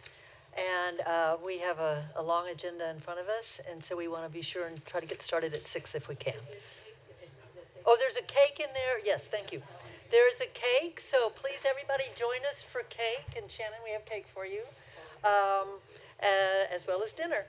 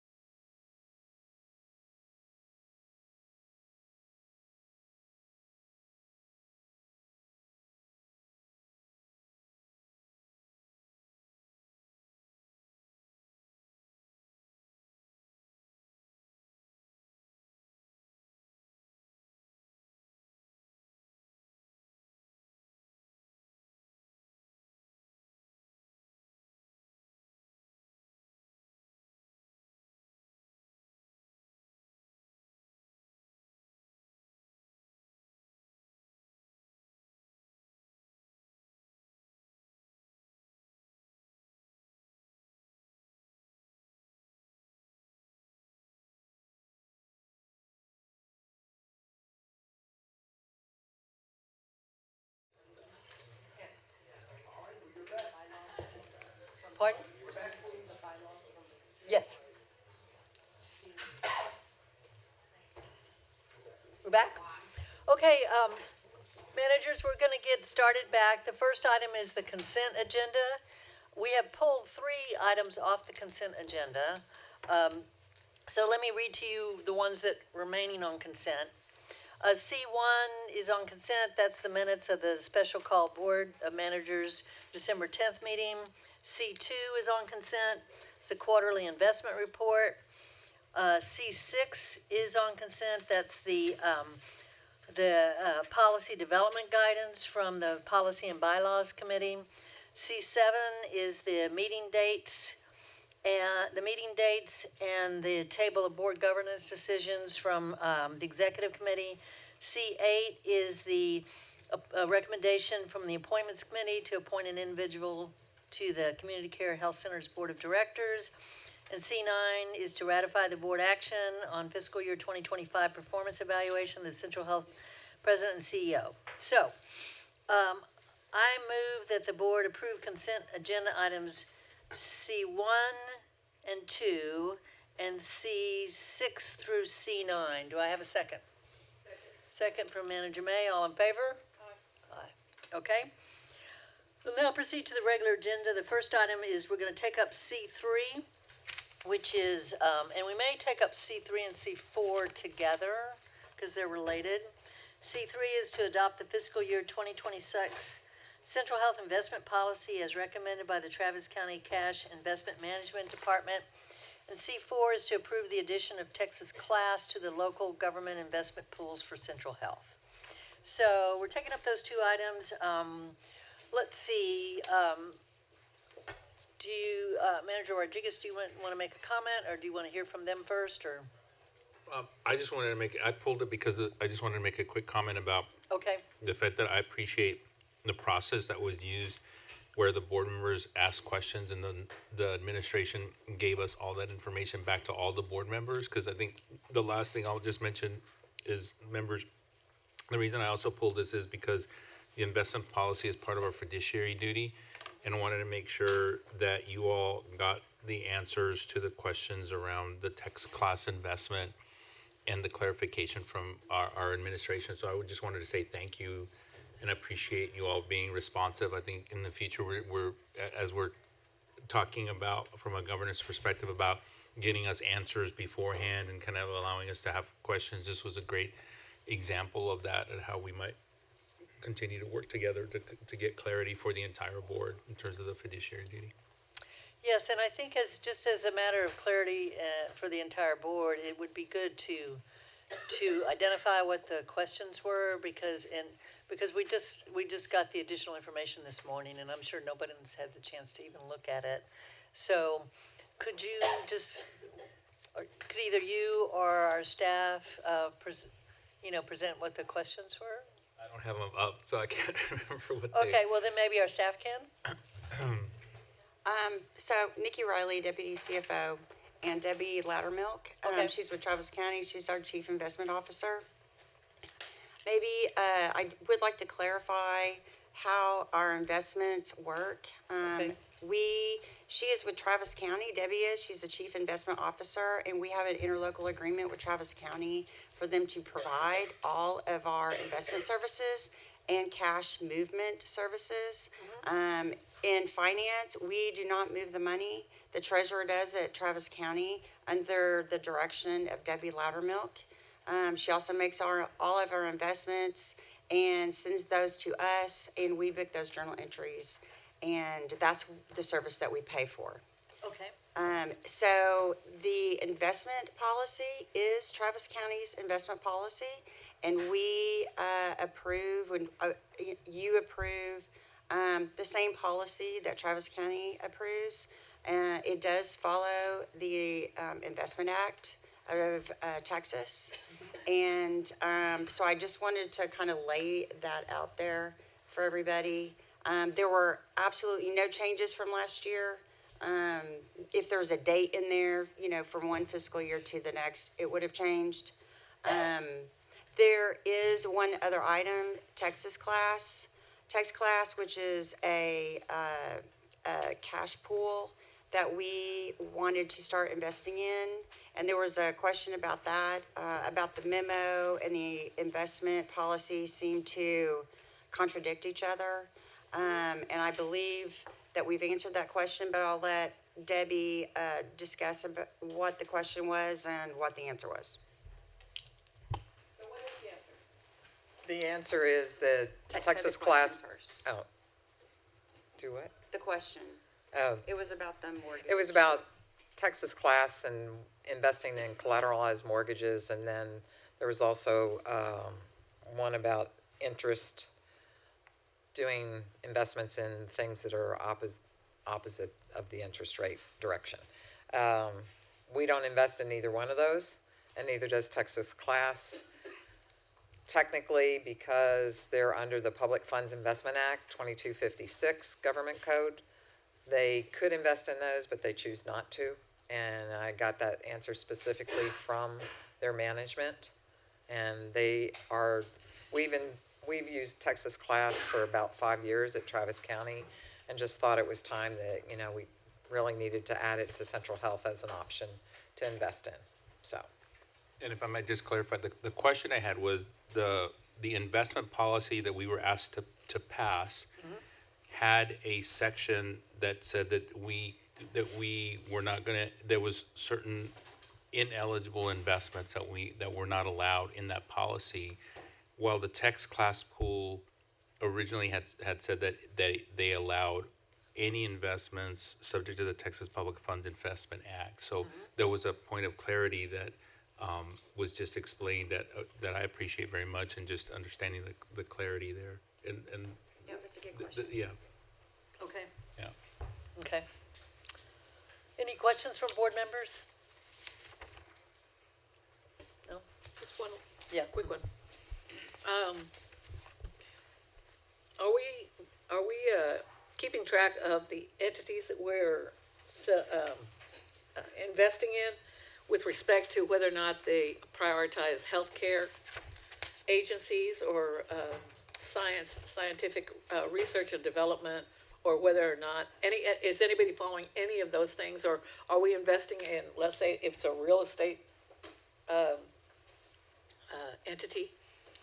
According to the Texas Code, the 2256, we aren't allowed to invest in anything like that. We Okay. are only allowed to invest in government agencies, treasuries, and highly rated municipals or commercial paper. Thank you That's very it. much. And then I think the last one, just to cite for our members, is there's a citation in the investment policy that references an investment advisory committee.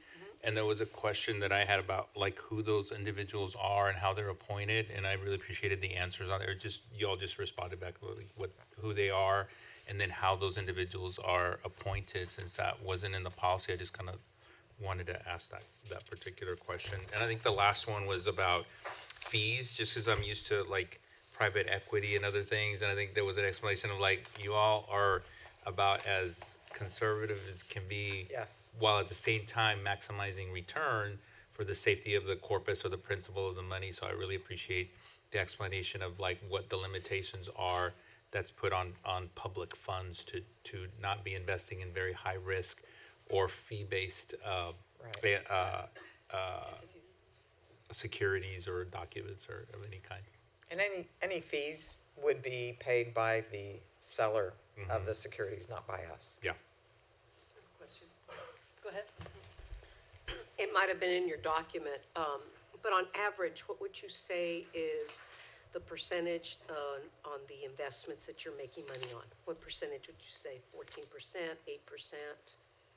I'm not sure I understand your question. The money that gets invested, Right. on average, what would you say is the percentage growth of that money? Well, we made $38 million for you this year in FY '24. I mean, 25. Yeah. What is that yield? I don't remember the percentage.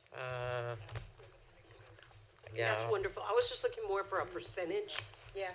but I appreciate the But, answer but, as well. but the investments we invest in, according to the rules, are not high yielding investments. I mean, they're gonna be typically whatever, they're around the Fed funds rate, whatever, something like that is.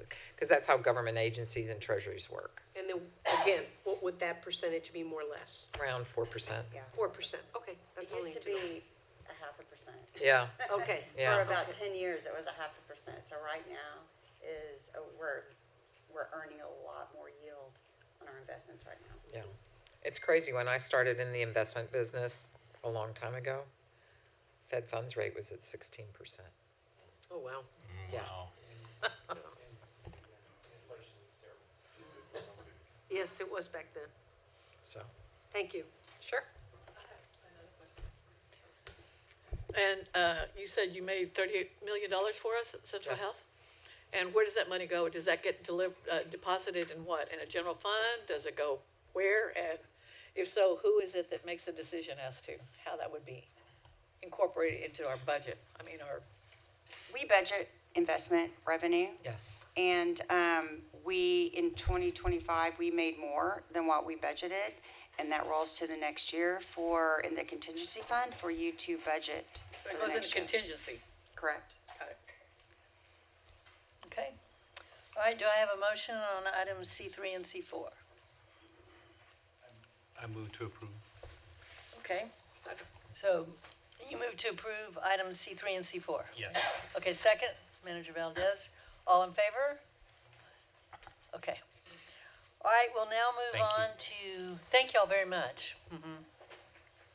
We'll now move on to C5. Pardon? Oh, Ram, Did you have a Oh. question? yes. No, it actually, when I raised my hand. She just raised her hand to vote it for it. kind of, Yeah, yeah. yes, and then somehow it showed that I raised it, so Yeah, sorry. okay, that's okay. That's all right. Okay, so now we're gonna move on to C5, which is approve the Central Health Bylaws amendments as recommended by the Ad hoc Policy and Bylaws Committee. So members, we pulled this because, for a couple of reasons. One reason was that, at the committee meeting, there was a request for the ability to vote to segment parts of it. I think at that time anyway, I think some, or at least, I don't know, I don't remember who it was, but somebody wanted to be able to separate out their vote. So that's why we pulled it. And also we pulled it because, there's another amendment, to bring forward. And so we want to hear that also. So what I'd like to suggest is that we first take the additional amendment. Then after that, we take, anything that people want to talk about that's in this, and we will segment the vote according to whatever the board requests. So, Geronimo, do you want to go forward with your? I just wanted to say, this was at the last meeting? Yes. I wasn't present, so I just wanted to make sure No, that I. this is from your meeting at the bylaws. No, okay, and I know that when I had a subsequent conversation, and I don't remember with whom I had it, and I don't, maybe it was you, Okay. I'm not sure. Okay. When we were talking about the conflict, and, I guess, revolving door policies. Yeah. I wanted to make sure that that also captured consultants. If we have, because I don't remember seeing consultants. And Okay. so if we have a consultant that becomes a Central Health member, an employee, I wanted to make sure that the cooling off period also applied to that person. Okay. So they just didn't come from that world directly into Central Health. Okay, that's in a policy. If our attorneys could make note of that when we get back to when we have the next Budget and Policy Committee meeting, if y'all could take a look and look for Manager Valadez to see if that policy mentions consultants. Okay. One more thing, whether or not, when we vote, if I think we're gonna be voting on the reimplementation of the recording of executive session. Yeah, that's in here. But that I would ask that take place and become effective immediately. Okay, I think these bylaws are effective immediately, but we'll have to talk to staff about when they can physically do that. So, okay, Manager Rodriguez, did you wish to make a motion? Yeah, managers, and I don't, as the since you're the chair of the bylaws, I would defer to you, because this is a new amendment, but I wanted to make a motion to add a past chair, if they're still on the board, to the executive committee to ensure continuity and also to take advantage of their institutional knowledge. But I'm fully aware that that did not go through the committee, or that this is the first time that you all are hearing about it. So whether you all want to have a discussion today, or whether you want to hold off, because I think, as I understand from the attorney's office, that an amendment to the bylaws is effective immediately after the passage, which means we can have a conversation today, incorporate it, and hear what everybody has to say, or whether you all want to take some time and think about that, and then vote on it in January, and it becomes effective on that day anyway. So, however, I defer to you all, and I don't know the rest of the agenda in terms of time, but wanted to make that motion and have discussion of it if possible. Why don't we do this? Why don't you speak to the motion, your rationale behind the motion, and then we'll have we have time for a little bit of discussion on it. Yes. You want to second it? Okay. Can Do I you ask for wanna- clarification? Let him speak first for his rationale for the motion, and then Manager May can speak to it also if she'd like to, since she seconded it, and then you can ask your question. Okay. Go ahead. Sure. I think it's probably two thoughts about it. One, let me just talk about the language. The reason I said past chair on the board is to make sure that we didn't get caught up with any kind of legal definitions about quorums, or because if there wasn't a past chair on the current board, then there wouldn't be a need for somebody to be on there, and then you wouldn't be having to deal with any kind of quorum issue. So that's why I just kind of wanted to put that language in there. Two, I think considering the fact that we've been having a lot of discussions about the transformational changes that we're having in healthcare, I think any changes in our leadership should be seen as a continuity or continuation of what we're doing, and not seen as a complete 360 or 90 degree or 180 degree. I'm not a math person, so I can't remember which one of those, but I think it's a matter of making sure that the organization is moving forward, that we're focused on outcomes, not just the inputs, and ensuring that we have the institutional knowledge of that person to take on different roles. And if I use the one example right now, is like chairing the continuity of the CUC liaison committee, or needing someone to lead the litigation committee if there's a conflict of interest by someone else. Not to say that that's currently going on, but using those as an example, that's sort of the thing. But again, it's the will of the board, so I just wanted to make sure that we put that out there as kind of good governance. But I think at the end of the day, it's the bylaws of the entire Central Health Board of Managers. But Cynthia? Manager May, did you want to say anything? Did you finish? Yeah. Yes, thank you. Yes, thank you. First of all, I too agree with adding the past chair to the executive committee. That is very common in most organizations, large and small. They usually have that role. The question I would have is what we need to define and just make sure that as we put this in writing is what the role of that past chair will be. And that's just something for us to define, because I think that's going to be an important definition that we need to have on there, just like we have for everything else, all the other positions that are on there. In terms of the transformational change, the work that's we're getting ready to produce and to be involved in, I think that's important for that reason. So for those reasons, I definitely want to support it. Okay. Did you have a question? My question was whether or not this was, we're talking just only about the chair, now we're talking about chair and vice chair. Just the chair. Okay, no problem. That is a common practice in other areas. It's a common wait, practice. I'm just sorry, let I'm sorry, her I thought you were finish. finished. Did you finish? Yes, I finished. Okay, I'm go ahead. sorry, Cynthia. That's okay. I think it's more of a common practice when the person is leaving the board completely. I have a question concerning this. Would the past chair get to vote on the executive committee? The way the motion is set, yes, unless the movers of the motion want to make that an ex officio position? Because I'd argue that there's this issue about loss of institutional memory. When Charles Bell left, there was loss of institutional memory because he left. I think that simply changing from chair, vice chair, secretary to sitting on the board, I still have input, even I go sit there instead of here. So I don't see much value in that. And like I said, typically in corporations, a chair will be on the board, not as a voting member, but really truly for institutional memory. Not if they're still on the board in a different position. The, go ahead. I sit as a immediate past district director for, I know maybe you're not even familiar with LULAC, Legal United Latin American Citizens, for the district, which includes 8 counties. And I was, there you're only allowed to serve in the same capacity, same position for 4 years. And because I was so involved, we made it a constitutional requirement to our LULAC Constitution, and you can look at lulac.org on the website and see it.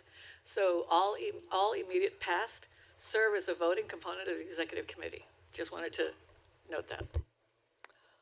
In my experience also on other boards I've served on, it's a typical situation to have the past chair sit as a voting member of the executive committee, so long as they're still on the board. That's what I've seen. So, I've seen it the opposite, where the past chair is a member of the executive committee, but they don't have a vote on the executive committee itself.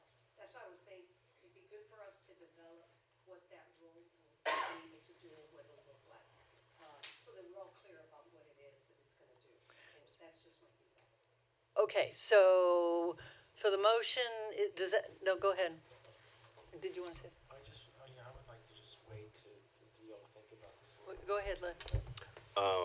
I tend to concur, and I believe that the value of continuity is high. And that said, continuity is achieved, I think, with being able to share and have the forum to be able to share knowledge, insight, and contextual history. And I think I don't disagree with the notion that a past chair can vote on the executive committee, or that there are configurations where they don't vote. I've seen both. Sendero board is a good example where that they don't get a vote. And that said, I want to make sure that the votes of the executive committee of the elected officers hold their value. I think adding additional votes in there risks diluting the value of those votes. But I do think the continuity part is very important. So I think the notion of having past chair on executive committee is certainly a valuable notion. Would the makers of the motion and the second take the motion as to place the that person on the executive committee, and then as a later activity through the committee and then the board again to flesh out the role of that person, and that would address the issue of ex officio versus voting. Well, let's see what Maram, did you have something to say? Maram. Thank you, Chair. Can you hear me all? Yeah. I recall when Dr. Bell was on the board, he wanted to actually place an ex officio on the executive committee because there's a value with the continuity of the historical knowledge that he carried to help and assist the incoming chair. So there was some conversation in the past, but as in your situation, we didn't have a past chair sitting on the board, so that really never happened. But I'll definitely support that. But his idea was for that member to be an ex officio, that there would be no voting rights for that member, but just more of an advisor role for the committee and the incoming chair. So I just wanted to share that because there was some conversation happening. But again, whatever the board elects to decides the best approach, will definitely support, but I definitely see a value of the outgoing chair to be on that board, on that committee, as there's a lot to learn and there will definitely be a significant learning curve in all the conversations that needs to carry on. So thank you. Okay. One last comment, at least, if Manager you're gonna do Valadez. one last comment. I believe that it's important, because the fact is that we're talking about the continuity issue and the need to bring to the table the historical knowledge. The past chair, if you're a member of the executive committee, all the executive committee does is make recommendations to the board of managers, and the board of managers as a whole is the one that accepts or votes or takes any action on the recommendations from the executive committee. They are not in any other additional capacity, and it would be, I would think it would behoove us to pay close attention to what the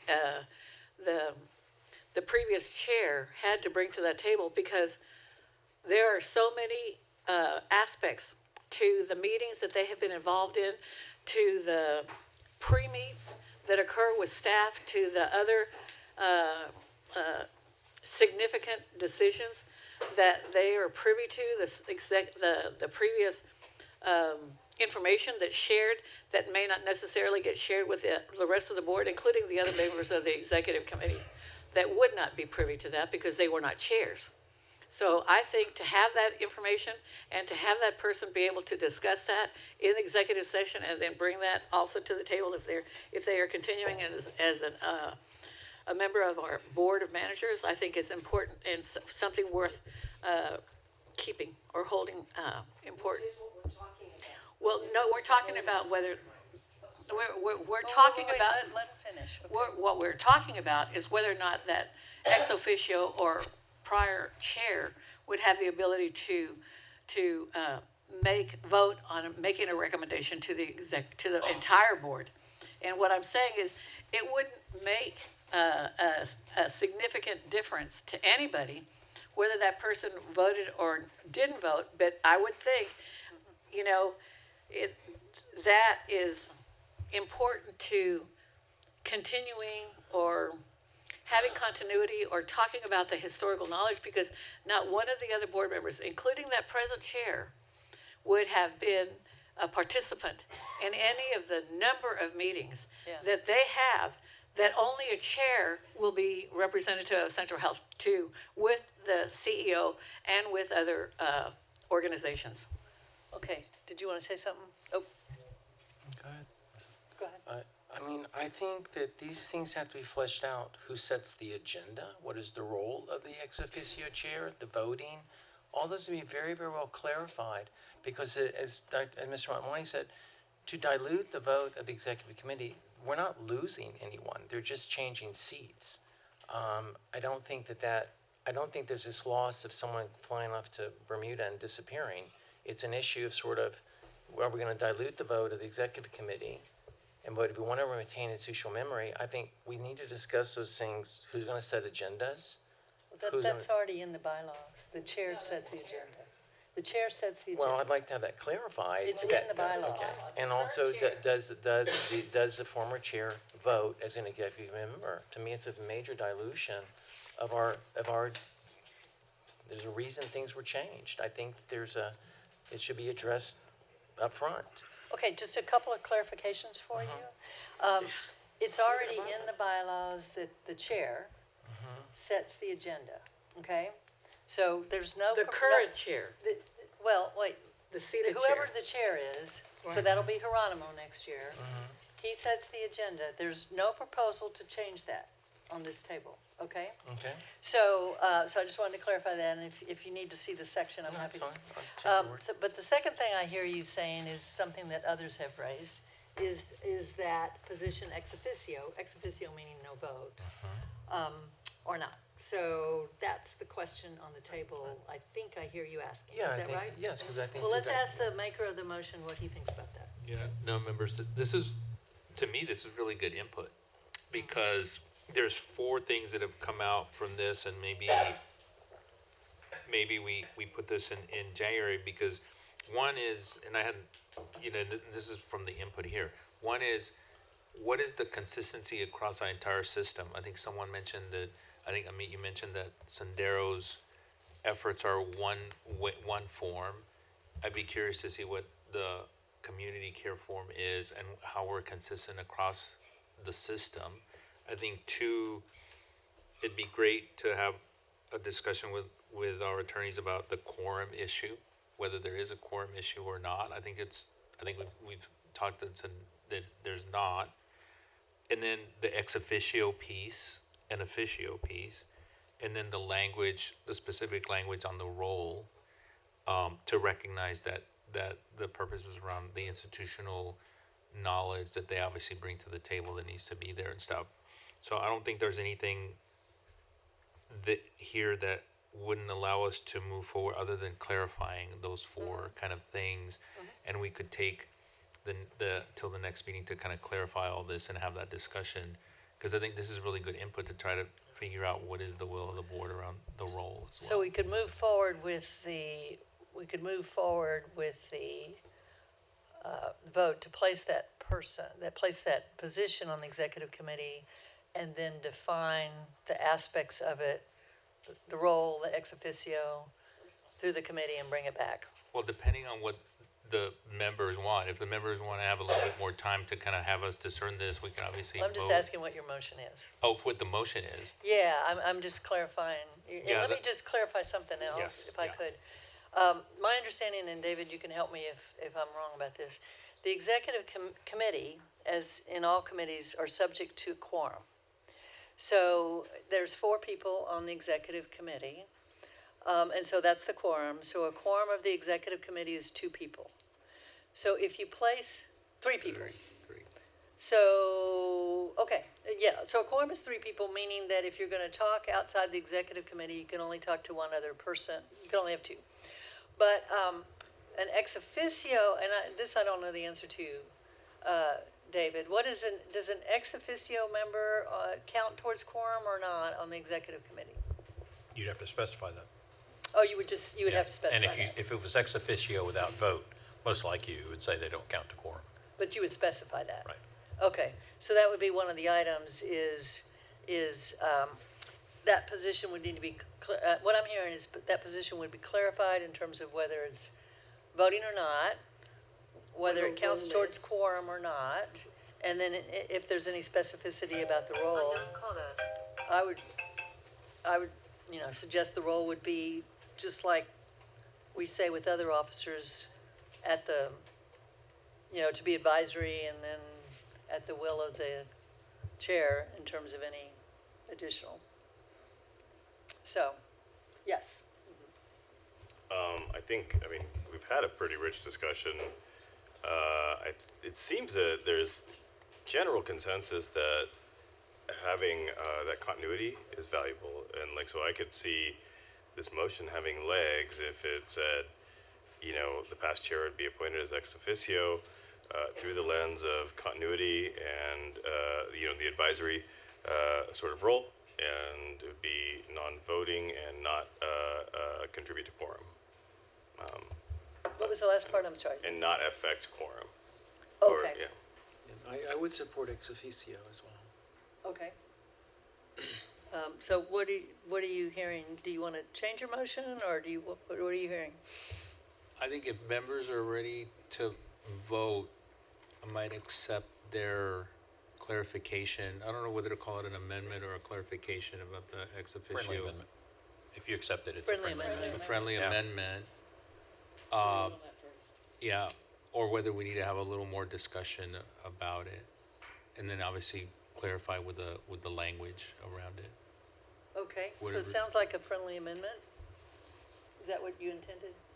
Yeah, and the final small piece is that I think it's better to move forward with something that we're generally resolved around, especially philosophically, with some pretty clean guardrails, as opposed to appointing this role, which we all, I think, agree needs to happen, but with ambiguity around that, and with by default, what is the nature, and then So that's why you're assigning a suggesting, temporal yeah. nature, and then going back and changing that nature. Okay. So yeah.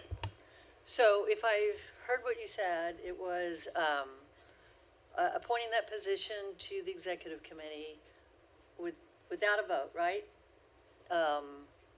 which is the same as ex officio, right? That's exactly, no, ex officio is not. Oh, okay, so it'd be,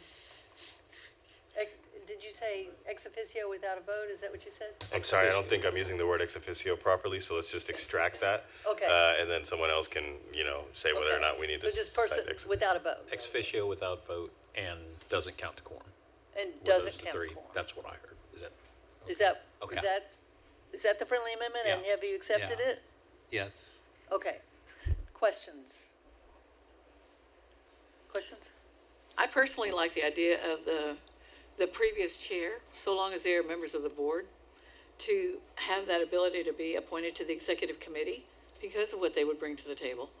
And that knowledge that not one other board member, unless they've served as chair and are still seated on the board, would have access to. They would not have that historical knowledge, but that person be a voting member. Okay. I think unless others have a different opinion, we can vote on the friendly amendment and see where that goes, and then if that doesn't pass, then there obviously, you can make a motion. Okay. No problem. Does that work? That work for everybody? Just because I'm gonna have to write this, a qualifier that Manager Valadez said that was discussed very early on that hasn't come up again is the person still has to be on the board, right? Well, he said that too. Okay, it was in your motion. Yeah, I'm yeah. sorry. That was in the motion. Okay. That was Yeah, in the so it's got motion. four So qualifiers. so that we wouldn't get stuck with an attorney interpretation saying, well, you have to count that past chair because you didn't, yeah. Okay, I so, was thinking about David when I was saying. so what I'm hearing, let me just clarify and y'all correct, is that the motion on the floor is to add the past chair who is still on the board to the executive committee. That person would sit on the executive committee without a vote, and would not count towards quorum. Is that what we have in front of us? Is it an ex officio or not? That's meaning, I mean, that doesn't really mean anything. That's just a term. Because we just clarified, we said without, ex officio means nothing other than you define it, so it's. Due to it's your role. Vote or not, you know. Yeah, but I'm just thinking in terms of how when we go back and write it in there. I don't think it means anything extra, do you, David? No.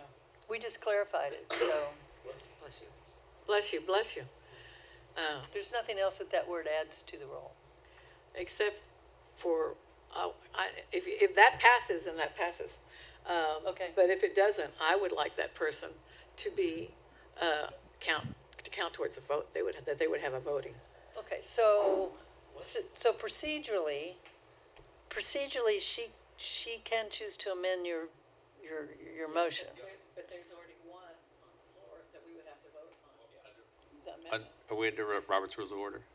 Well, I thought wait, I accepted the friendly amendment. That's right. But under Robert's Rules of Order, a member can recommend an amendment to it, which is what he did? which is what. Well, but that was No, a friend, that what was a is what friendly. she did. I accepted that friendly amendment. Right, So now under Robert's Rules of Order, a member can choose to propose an amendment, a motion to amend it, even if it's opposite of it, and then we That's right. vote on that before we vote on the. that's right. Yeah. Because, so the question, so she's presenting another amendment. So the question for the maker of the motion making a motion. is whether or not he Amendment, accepts it then as a you need to friendly make it, amendment. If he doesn't, she can still amend it and we vote on it first. So that's a motion So it's a that motion. I'm making as a as an amendment, whether it be friendly or not. That's the motion that I'm making, that person be added to the executive committee with voting privileges. Okay, she needs a second for that. Vote for that first. Yes, but she needs a second I need a first. second, otherwise it fails for lack of a second. Yeah, so is there a second for her motion?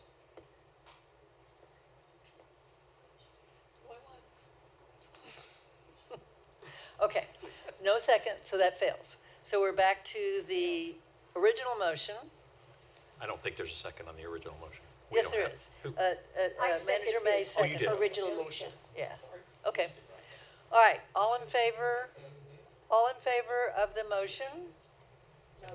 Okay, does that include what he talked As about? amended. Let me restate it. The motion in front of us is that the previous chair is added The previous chair who's on the board still is added to the executive committee. They do not have a vote and they do not count towards quorum. That's what we're voting on. Okay? All right. All in favor?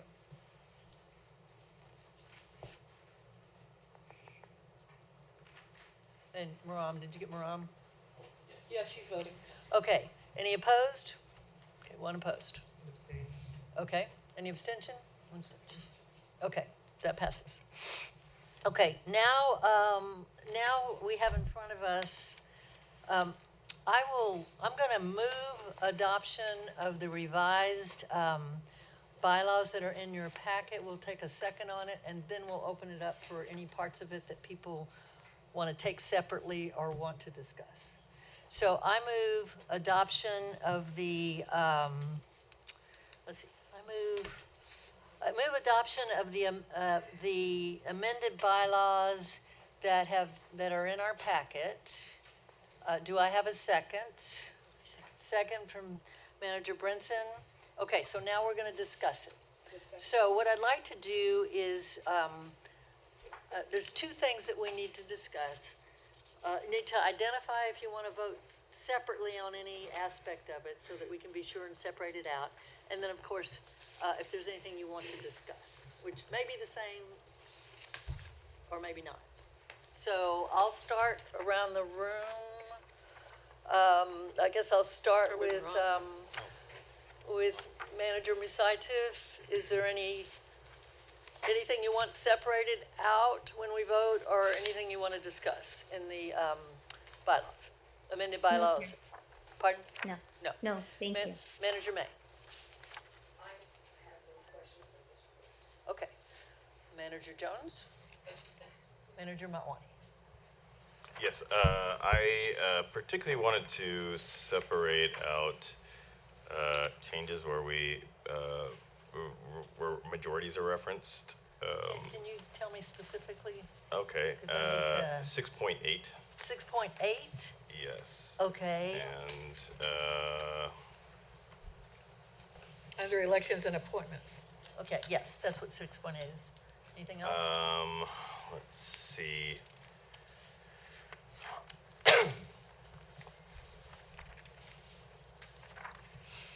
Let me just make sure I.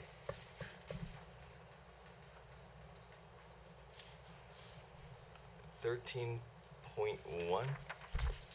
13.1?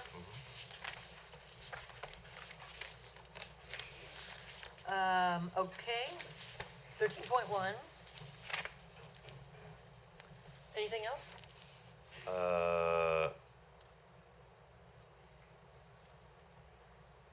No. Okay. All right, so we'll separate those out, and if you don't mind, we'll talk about them when we get to them. So, I think one of them was one. 6.8 was the same. Was there anything else that you wanted to separate out? No. Okay. Doctor, no? Manager Valdez? No? No, other than those. Manager Rodriguez? Okay, so what I'm gonna do, I'm sorry. go ahead. Was that including the addition of the contractors to the revolving door policy? Now, that's in a policy, that's not in the bylaws. Well, okay. Yeah, so, okay?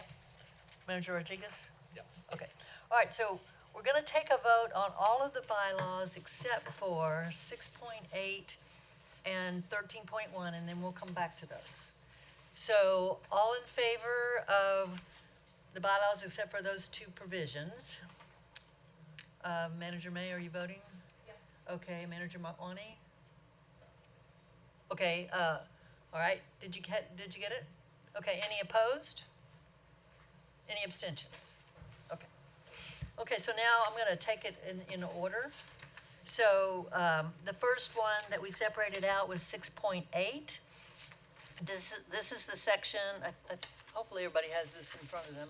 But this is a section that says no board member may hold the same office for more than one term unless a majority of the board votes to suspend the term limits imposed by these bylaws. That's the proposed section. All right, do you want to speak to that? Sure. Sure, thanks. I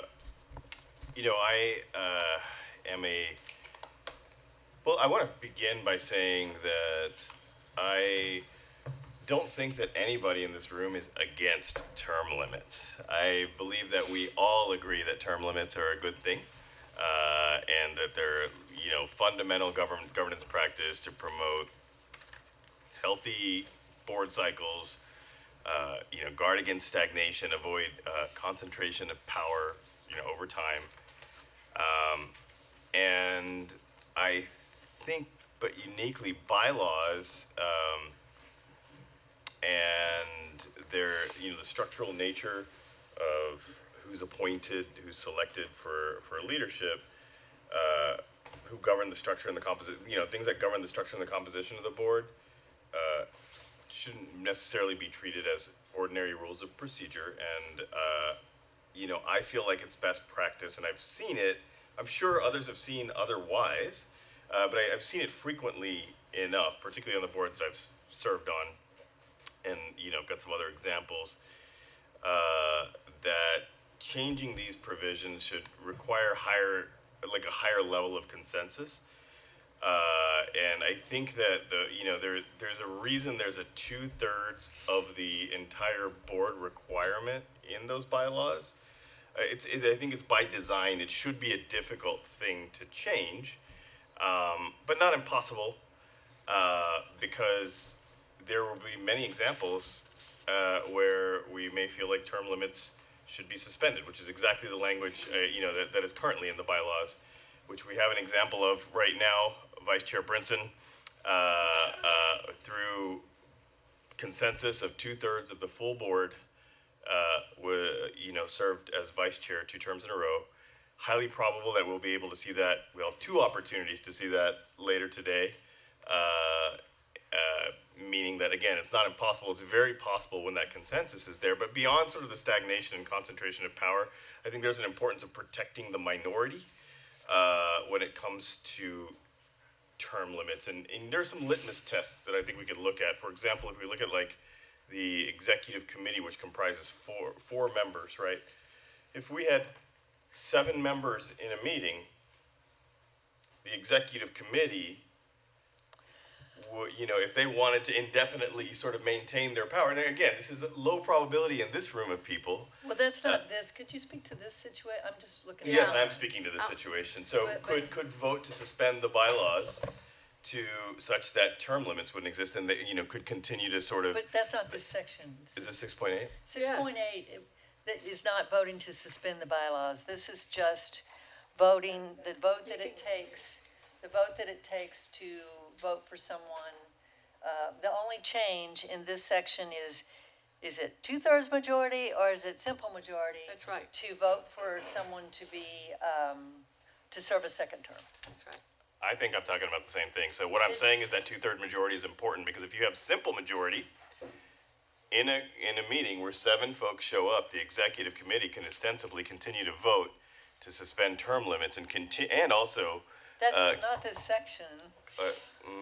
Can you explain to me? Well, this section is only about the vote, I think you're speaking about 13.1. I think it's. Yeah, but you couldn't, the example he's given, 6.8 would not allow you to do, okay? If a So, that's the point. if 6.8 says a simple majority of the board votes to suspend. For an officer, to vote for an officer. You may be talking about 13.1, I think. But this board says no board member may hold the same office. Okay, so this is about the vote for the board member, okay? And it says, so essentially in a vote for a board member, if this is gonna be their second term, what's the level of vote that it takes? Right now, it takes a 2/3, which is 6 people. What's the proposed change is a majority, which is 5 people. That is the only thing that this section does. So I heard your other arguments, and that's fine, but I just want you to stick to the point of what we're talking about with 6.8. Okay, well, I feel like my point is being made, which is that, let's just say 4 + 1 would have sort of an inordinate amount of influence on suspending the term limit. So you could give somebody a second term, yeah. To give someone a second term, whereas I don't see that as a problem now. Okay. Because we've proved that we're able to achieve that 2/3 majority in the past, in the last year, candidly.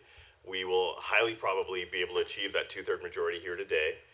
And I think the protective notion of having a two-third majority is worth more than sort of reducing the difficulty to suspend term limits or suspend, really candidly, any bylaw, but term limits in this case. Thank you. Okay, anybody else want to speak to this 6.8? Go ahead. Yes, so I quasi agree with Manager Motwani. To me, this issue is about, to be renewed into the board, the executive committee, you should have a very strong consensus of the board supporting you. Not just a 5-door, but the board saying, we really want this person to keep working at it. And I think that defends that.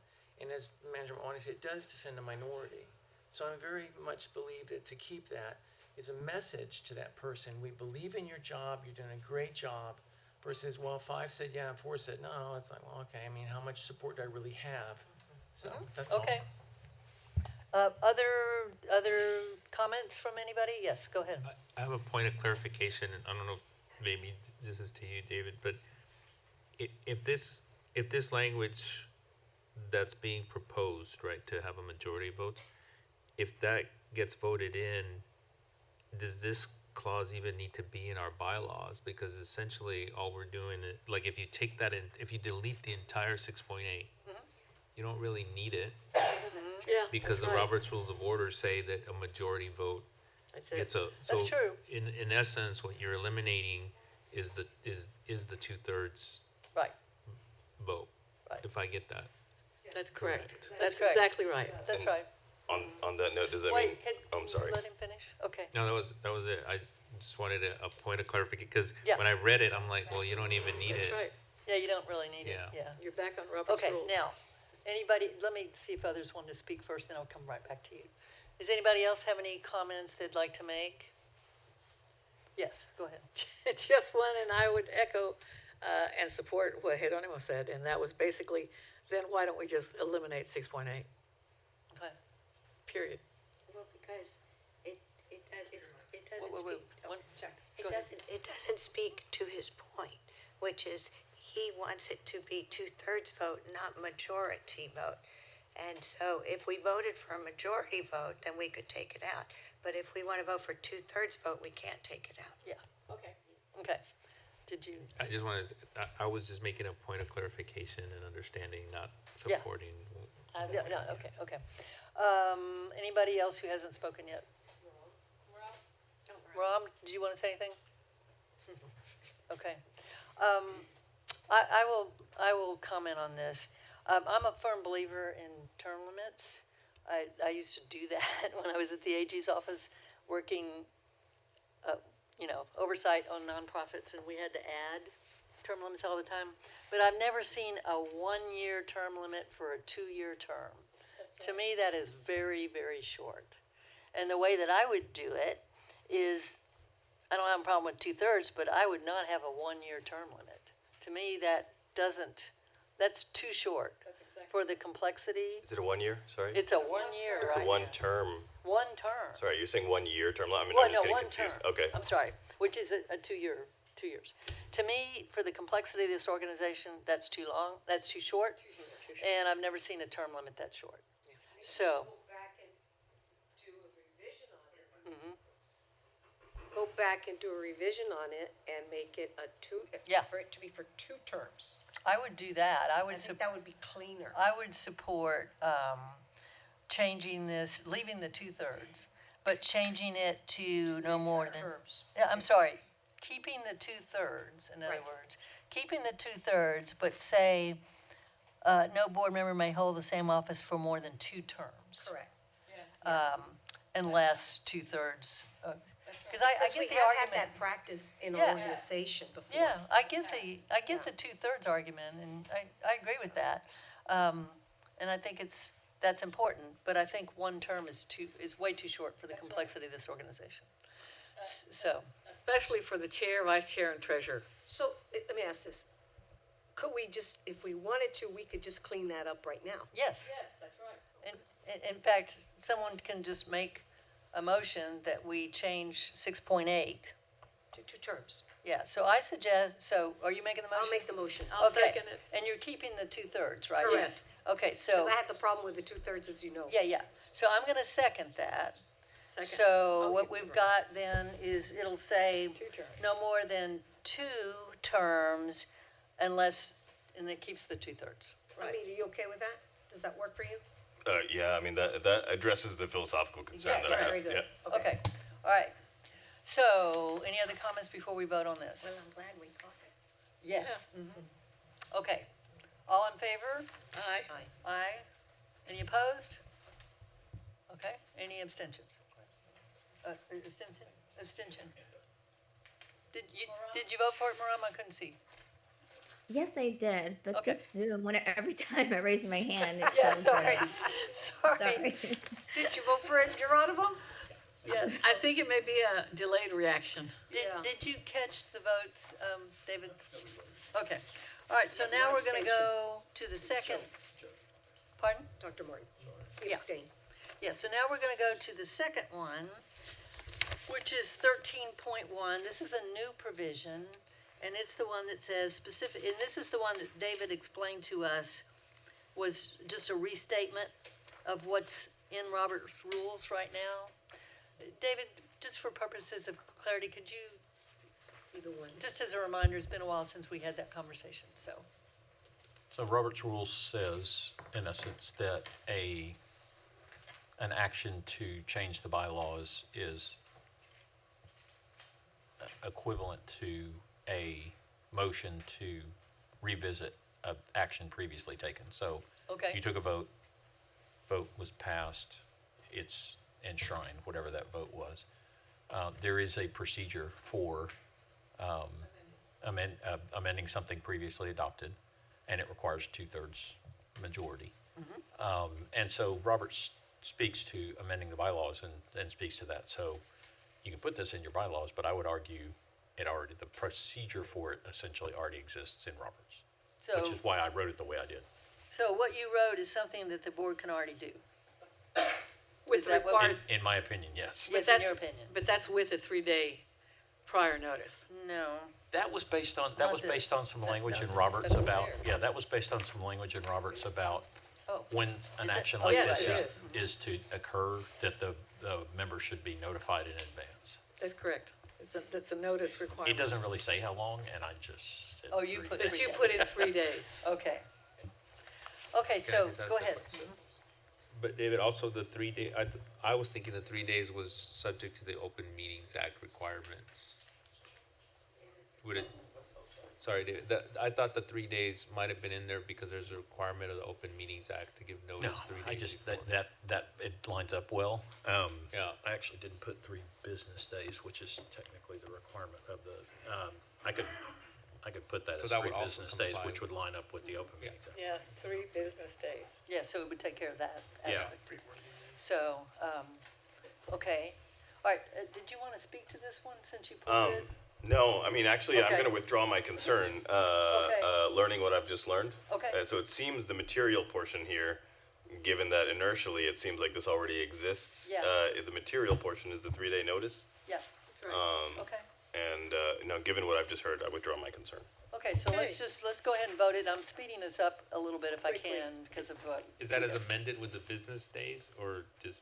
No, the 3 language days is on- in here. Yeah, but So, 3 but the business days. Oh, If you okay. wanted to line up with the Open Meetings Act, it's Does 3 it say business business days under day? the Open Oh, Meetings so we're Act. gonna That's what we're add gonna add. business days. That's what Okay, we're gonna I add can do that. business. Add business days. Do you already have a motion on the floor for this? If so, No, let's make a motion. Because I he's move- withdrawn his concern. Yes, but but I we still move- need a motion because we separated it out. We adopt the presented bylaws.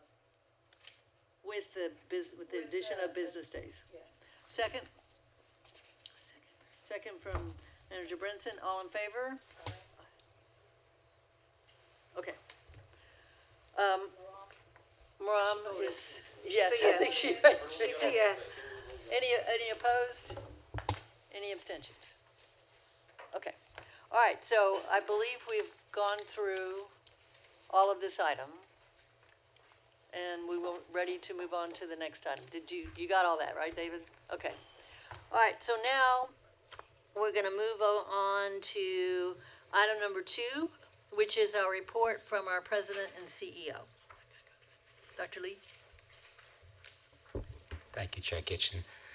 and good evening, Board of Managers. In the interest of time, I'm going to shorten my prepared remarks and note that in the package you have a full write-up of the memo, and we'll make that a standard practice that you can read all the items. But let me just highlight a few items and then say a very special thank you. So just going to jump to the leading edge. This is the area where we talk about new services, innovations, and partnerships. And I want to share that as part of our Year of Access, we've recently launched a very important new service line in physical medicine and rehabilitation, known as PM&R. This is led by Dr. Neha Shah, and this PM&R clinic focuses on helping people with injuries or illnesses restore function to their bodies. Special exercise, PT, other treatments help the body heal, feel better, move better without requiring surgery. They've seen 134 patients so far. This is a really great way to help people recover and avoid having to go back to the hospital. Related to that, we've just launched our physical therapy practice. This went live on November 17th, right alongside our physical medicine rehabilitation clinic, which is right upstairs from our respite, actually, and right next door to Delancey Medical Center. So really good location. We've seen 62 patients in our PT practice. Third, we are making significant progress on reducing our wait lists and increasing access to services, especially in our gastroenterology and hepatology, which is liver care, service lines. So the recent data shows that our gastroenterology wait list has been reduced by 50% since June, opening up many more appointments for more of our patients with GI needs to see a specialty provider. Fourth leading edge update is that as of last month, prescriptions written by Central Health prescribers in our clinical settings now qualify for 340B pricing. That helps us reduce costs and also expand access to medication for more patients across our systems. That's a good thing. 340B is the... No, I know the program, but what was the number? Oh, did you say that we have X amount of patients? I didn't give a specific number for that, but in general, that helps us reduce costs and expand access. Fifth, we wrapped up our second cohort, annual cohort of our medical assistant apprenticeship program. This is our community workforce program working with the Austin Community College. This year, 95% of participants completed the program, and even better, 78% of program graduates were hired and are now working at Central Health and Community Care. Not only are they a great fit, but they already know our system on day one, so a win in lots of directions. Finally, I just want to highlight a recent recognition of Central Health. We received a recognition from the American Society of Nephrology, Kidney Medicine, for the success of our transitional dialysis program. So we began this program providing outpatient dialysis services to uninsured patients in Travis County about 3 years ago. And as a result of this program, we've seen about a 95% reduction in the number of patients who didn't have insurance and were coming into the emergency department to just get dialyzed once, which is not sufficient, and then going back out and really having their lifespan shortened substantially. So we've almost eliminated this problem, and the American Society of Nephrology recognized that effort, so we're really thrilled with that. Skipping ahead for the sake of time, just want to share a few of the public events that we've had recently helping to spread awareness of Central Health's mission. These include the Sobering Center's annual Spirit of the Sobering Center event on Giving Tuesday, December 2nd, where Central Health was honored as a key partner. We were at the Lion Club Austin's regular meeting on December 4th, where we acknowledged the terrific work of the Lions Club members in helping to bring screening and sight to our school children, and also received a recognition from them as key partners. We were at the Austin Chamber of Commerce and Austin Healthcare Council's inaugural Healthcare Summit, October 29th, joining a panel of regional health leaders to discuss policies, costs, and community impact in our evolving landscape of care. At the end of October, we were with the foundation communities, HAM, and Representative Lloyd Doggett for the foundation community's open enrollment kickoff, reaffirming our shared commitment to ensure every Travis County resident can access the care they need. On the internal facing work, we have held our recent CEO huddle with all of our staff, focusing on ongoing system integration efforts and how Central Health, Community Care, and Sendero are working toward fully operating as one unified system. We have our next internal huddle on January 29th, where we'll continue the theme of integration and also provide updates on our fiscal year system objectives and key results. And finally, in late January, we will also formally launch our new Guide with Love curriculum for system leaders. That's growth, unity, innovation, direction, and empowerment to create a culture of love and support for our team members to help build that critical culture, which is essential for all that we're doing in the future. And so those are the key updates that I wanted to provide tonight. And then I wanted to close with a special thank you. So as we've been discussing tonight, the service for serving on this board as a volunteer member is a critical service and an act of love from all of you. You give a lot of your time and your mind space and your hearts to this work. And on top of that service, to serve as an officer on the board is an additional commitment of time. Chair Kitchen, Dr. Brinson, Dr. Misaitif, Dr. Martin, thank you for showing up week after week with us. As has been noted, we have been navigating some really important moments for the district and for the community that we serve. We have logged a lot of wins this year together, past couple years, and we hope to sing that from the rooftops together shortly. But underneath all that, as we know so well, is just a great deal of commitment, active service, wrestling with difficult decisions. And I just want to say how much I appreciate that personally, and on behalf of all the staff, we recognize the active service and we appreciate your leadership. And so as a very small token of our appreciation, we wanted to present a little token of appreciation at the holiday season. Dr. Misaitif, we will make sure you receive these as well.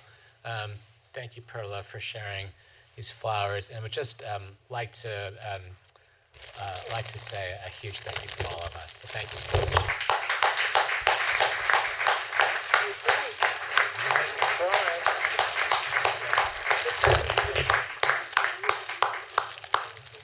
Thank you. Thank you. Beautiful. Yeah, they are very beautiful. They're roses and something else. Thank you. Yeah, thank you very much. I do have a in the weeds question. I'm sorry, as a doctor, where's the peritoneal dialysis program going? The peritoneal dialysis Yeah, program. I mean, what's our plan with that? It's just I'm talking about, dialysis is so expensive, time consuming. Dr. Shelshell, I'll provide a brief commentary on this. Yeah, just a quickie, because it's not relevant to most people, but I'm just curious as a physician. Family member is on it. Yeah. Good evening, managers. Dr. Martin, great question. Our patients actually have access now to peritoneal dialysis. I think one of the things we've realized is that as we work with partners, we have an opportunity to educate partners that our patients potentially could be interested. One of the things we learned, relatively recently was that that offering was not being made to them, but they do have access, and we're working on those that are interested. They being the extenders, or the patients are not interested? I think there was an assumption that our patients wouldn't be interested, and so those conversations are happening now. Because for those of you who don't know, peritoneal dialysis is done at home when they're sleeping usually. Many people can return to work, because if you get hemodialysis, you're trashed for the next day. You can't function, you're hooked up, you have very dangerous access. So it's really something I hope we can push as an organization. I know you are working as hard as you can, but. I think even in addition to that, I think our teams are also working to preemptively transplant folks who qualify for transplantation, to increase quality of life. And I think that was something that never used to be available to our patients. So thanks to Sendero and other partners, I think that is the direction we're trying to increase. I think there have been 7, Sharon would know the number better than I would, but something like 7 patients who've been transplanted, and I think we're working on kidney and liver in the future for our patients. Thank you very much. Sure. Okay. Is it, you're done or finished? Okay. All right, we're going to move on to item number 3, which is discuss and take appropriate action on the candidate recommendations made by the Ad hoc Board Officer Nominations Committee. Item number 3 is for the officer positions, chair, vice chair, and treasurer, and elect the recommended candidates for calendar years 2026 and 2027. So the board committee, the nominations committee recommended for chair, Manager Geronimo Rodriguez, recommended for vice chair, Manager Lisa May, and recommended for treasurer, Dr. Maram Musaita.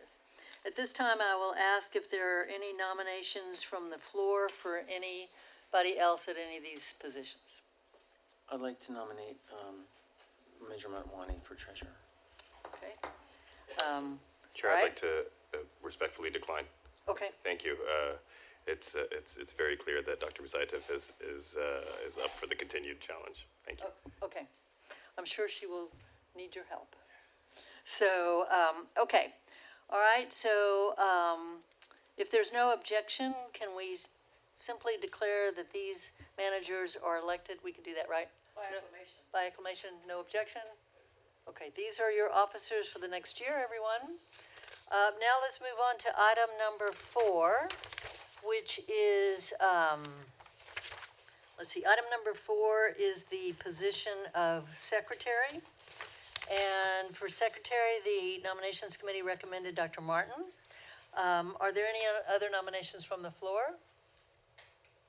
No? Then with no objection, we'll accept that by acclamation?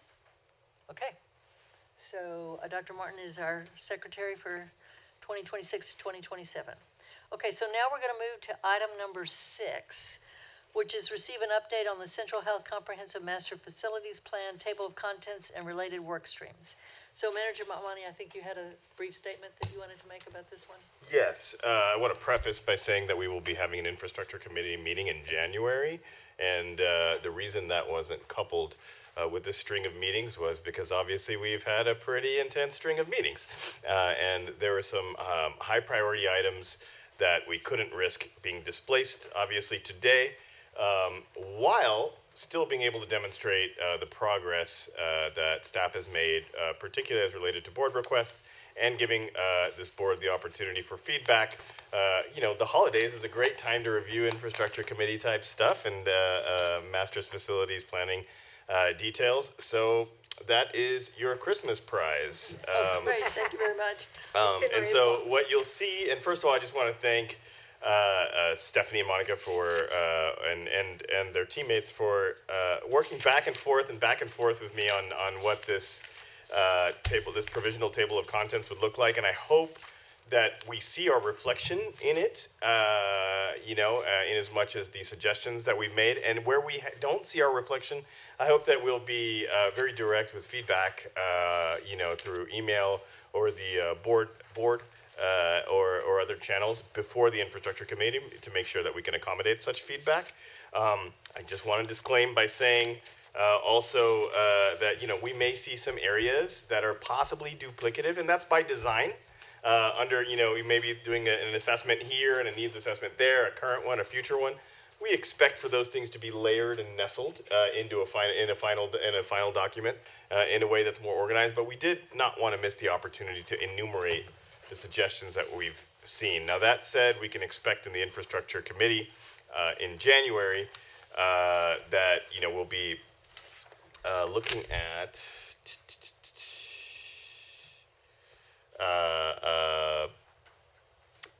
we'll be looking at basically where we'll get feedback on this table of contents, look at our progress on where we are and sort of fleshing it out, and then also get a look at the work streams that are expected to bring this to fruition, and any other related work streams. If there's anything I've left out, Monica and or Stephanie, y'all can keep me honest. And if there's any questions, I'll defer to the chair as to how she might want it. Yes? That infrastructure table of contents has already hit our mailboxes. It should be in there, right? Yeah. Is that good? Yeah. Oh, yeah, it's there, and it's also in front of us, here. Yeah, yeah. Oh, okay. Oh, I didn't see it there, Oh, but I sorry was- about that. yeah. It's here, this big, long table, well, yeah? Yeah. Okay. So, and yeah, and I want to thank the board members whom I've called, well, actually, I just named them. Elisa and Jeronimo have been really, really helpful in this. Obviously, the chair has given really good guidance whenever I'm kind of lost on, or feeling maybe like we require some orientation around appeasing the board and doing what our will is. So I'll defer to the chair if there's any questions or anything like that. And thank you for including us. Any questions, anybody? Okay, so we have our homework over the holidays. So, all right, I'm going to move on to the next item then. And that's item number 7, receive, discuss, take appropriate action on key issues related to the co-applicant agreement. This is just a very quick update today in the interest of continuing to keep the full board up to date on what has been happening in the conversations with the co-applicant agreement. So I'm going to give a 5-minute or less update on the next steps, so everybody knows what the next steps are. And just as a reminder, when we last talked about it, this board voted on a motion to ensure collaborative relationships with community care. So we had the beginning, our first discussion with CUC representatives, discussed various things there, and then we came out of that with next steps. So I just want to make sure everybody understands what the next steps are. The first thing is that Dr. Lee and Dr. Yagoda will work on exploring and outlining staff reporting within the framework of what the board voted on. So just as a reminder, the motion that we voted on said that structures for health center staff reporting will be determined jointly by both Central Health and CUC CEOs to best advance aligned strategic direction and collaborative approach. CEOs will provide these structures back to our boards, and then if they reach a point where there's things that they need further guidance on or there's no agreement, they'll come back to us also. So that's a definite step. It's aligned exactly with what the motion was that you all voted on. Okay? The second, can I finish? Of course. Okay, so that's one step. Second step is that our attorneys will be, our IMAN attorneys, will be working with the attorneys for CUC to go through the co-applicant agreement and identify areas in which, areas where they can make progress. And what that means is they'll identify areas where they already have direction, so that they can start to look at language. So for example, you all may recall, we voted to adopt the budget process that was jointly developed by CUC and Central Health. So that's something that they've got direction on. They can work language on that. They also will identify if there's any areas that are old that just need updating, areas with no changes, that sort of thing. They will not be making language changes that are in areas that this board hasn't had the chance to talk about yet, because you all know that we only got part of the way through the issues that we needed to discuss. So that's the second. The third thing, and I should have said this at the beginning, these next steps were articulated to us by our facilitator, Pam Vincent Owens. So I'm reading from what she sent us in terms of the next steps. The third next step is that both organizations will continue to focus on internal alignment and refinement of key issue areas. So refinement of key issue areas means what I just mentioned. There's a number of areas that our committee and full board need to discuss, and additional motions that we may need to pass. So we will do that. We'll have a committee meeting in January, and we'll take it to the full board, whatever comes out of that committee meeting. Also, focus on internal alignment. There are a number of areas that I think it's important to flag for the board that we need to have continued conversations about. We're not going to talk about them today because of the timing, but in the interest of keeping the full board up to speed on this, I'll just speak to those. And they relate to our roles, the roles of the CEO, the roles of the board. Is that right? It's raining. Oh, my God. Okay, so there's a number of issues, and they all fall within that. So rather than articulate all those in open session, I think it's if we need more conversation about it, we can go into closed session, but essentially there are areas for further alignment internally that we'll need to discuss. Okay, any questions? You had a question? Yeah, just, does this include this issue, the added addendum that Manager Geronimo attached to the motion we voted on? That is one of the internal issues that we need to speak to. We voted to, that addendum to be added. We did not add, I thought we voted. No, we voted on the motion. With the added And- addendum. Pardon? No, With the- we did not. Is that incorrect? We did not. Now, if we need to discuss that, we can go into executive session. We voted to reference that, which is different than adding it to the motion. We did not add it to the motion. But we referenced it in the sense that that was legal advice that we will work within. I'd like clarification from council in the future. Okay, as then we we're gonna discuss have- it. No, we're gonna, not now, just for the future. Okay, That's all. I'm just Thank you. flagging it. I know. So that's an issue to flag for the next time we discuss, okay? Any other questions? May I have may we have a copy of that? Yeah, I'll. Whenever it gets. I'll get it sent to y'all. I It's appreciate It's it. just an email, it's not a document. problem. But we'll send around to everybody. Okay, all right, that's my report. Let's go on now to the next item, which is. Just one more thing. Okay, I just sure. wanted to know if there were any additional issues that were brought up during that. We were very careful to stay, and I'm looking at Elisa, she can, if I get this wrong. We were very careful to talk within the confines of what this board passed. Okay. So we did not talk about, there are other issues. We did not talk about other issues that this board hasn't had the chance to think through and pass a motion on. Plus, if I may say, the moderator, turn it off. The moderator, facilitator was very good about making sure that we stayed on her schedule. Yes. That she laid out at the beginning. And Yeah. she put very strong parameters on what we were talking about. Yeah, so, and again, we were, I already said this really, it's a full board's direction on our position on these issues, and so we are staying within those confines. Okay, all right, I'm gonna move on now to the next item, which is item number 8. Receive and discuss a briefing regarding Birch, and I'm looking to Monica Crowley and John Morgan to present.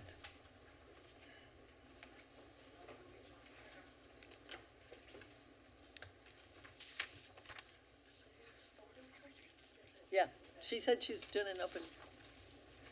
It's what, you can explain, it's the same thing they presented to the commissioners. So, Chair Kitchen, if I may, I was going to tee this one up briefly as I did Oh, at sure. the court. Go ahead. So as the Board of Managers is well aware, the Travis County Commissioners Court has asked Central Health and Dell Medical School to share more detailed data on the number of Central Health patients receiving care from University of Texas Dell Med providers. And so in close partnership with Dell Medical School and with the leadership of Dean Lucanetti really setting the tone, we have worked collaboratively together for many months actually to bring together several different data sets in order to provide the view that we will be sharing with you this evening. I want to give a special thanks to members of the UT team, including Piper Nieder-Sue and Tim Bogle, for helping us collect this data. This is no easy feat, and it took quite a lot of persistence. And today we're delighted to share a high-level summary with all of you, which, as Chair Kitchen shared, we shared with the court yesterday. It's amazing, time seems to fly. So that was just yesterday, right? And I will share that Commissioner Gomez actually said, as we shared this information, that this was one of the most important briefings that she has heard in her tenure on the court. That this is historic. We have been asking for this information for years. Thank you for sharing this view, and please tell everyone about it. And so, so I did want to lift up her leadership and her words there. So our Chief Strategy Officer, Monica Crowley, will walk you through the findings in a moment. I want to briefly highlight two overarching takeaways. So first, these data clearly demonstrate the value of Central Health's annual $35 million investment in Dell Medical School, in the public's annual $35 million investment in Dell Medical School. You will see this reflected in the scope and the impact of the services delivered. The high-level point to take away here is about 1 in 4, 25% of the care for our medical access program, MAP Basic, and Ascension Charity patients is provided by a DelMed affiliated provider, 25%. That's a very large number. Beyond this, the data gives us a way to see some insight into where our partnership is most effectively meeting our patients' needs and also where opportunities remain for us to strengthen access. It includes information on how many patients have been served, where they've been served, the type of facilities they're being served in, and the neighborhoods where our patients are coming from. This is a level of granularity more detailed than we've ever been able to share before. This is just the starting point for our ability to drill deeper and ask even more informed questions. I also want to just make sure to state out loud that the value the public and Central Health receives from this annual investment goes beyond this significant volume of care. We have an ecosystem of enriched and higher quality specialty care because we have a great medical school here in Austin. And we also have a legacy of hundreds of doctors, now over 900 doctors, who have been trained at this institution, about a third of whom choose to stay and set up practice here in Central Texas, which is a very good ratio. And so this is meaningfully changing the entire landscape of care in our community. So with that, I'm on to pass over to Monica Crowley, Chief Strategy Officer, and John Morgan, our Chief Operating Officer. Over to you. Thank you, Pat. Since this summer, the teams at Central Health and the Dell Medical School have worked closely to collect, validate, and synthesize Central Health data about services received by MAP Basic, and Ascension Charity Care patients, and combine it with Dell Medical School data about the doctors, residents, and other affiliated providers that are providing services to these MAP Basic and Charity Care patients, and where those providers are practicing. And this is work that we have done collaboratively together, working together as one team. And by working together, we've been able to develop insights that we have never before been able to pull together. And this is really the milestone that we're presenting to you today. As Dr. Lee said, all of the data that we had requested from DelMed in order to put this report together is something that was provided to us. And the team at DelMed also provided feedback on the presentation that has been incorporated into what we're presenting today. And we really appreciate that level of collaboration and also the participation that we have had. So Mary, thank you so much for being here today and joining in over the past couple of presentations. As Dr. Lee said, our key takeaway is that about 1/4 of Central Health's MAP Basic, and Charity Care patients received care from Dell Medical School providers each year over the past year in 23, 24, and fiscal year 2025. And that this really demonstrates that the resources that we are providing to the Dell Medical School are reaching Central Health's patients in a real and tangible way. And the next slides that we're going to go through and walk you through are really going to describe this data. And there are a few caveats that, one, this data does not measure impact around care model redesign that the medical school has worked on with Central Health. It doesn't it doesn't measure clinical research, John Morgan's going to talk some about the education, training, and recruitment of physicians that have come into the community, as well as system-wide improvement initiatives and also work that's been done with our federally qualified health centers, as well as some additional information about what's included and not included in the data we're describing today. Next slide, please. Good evening.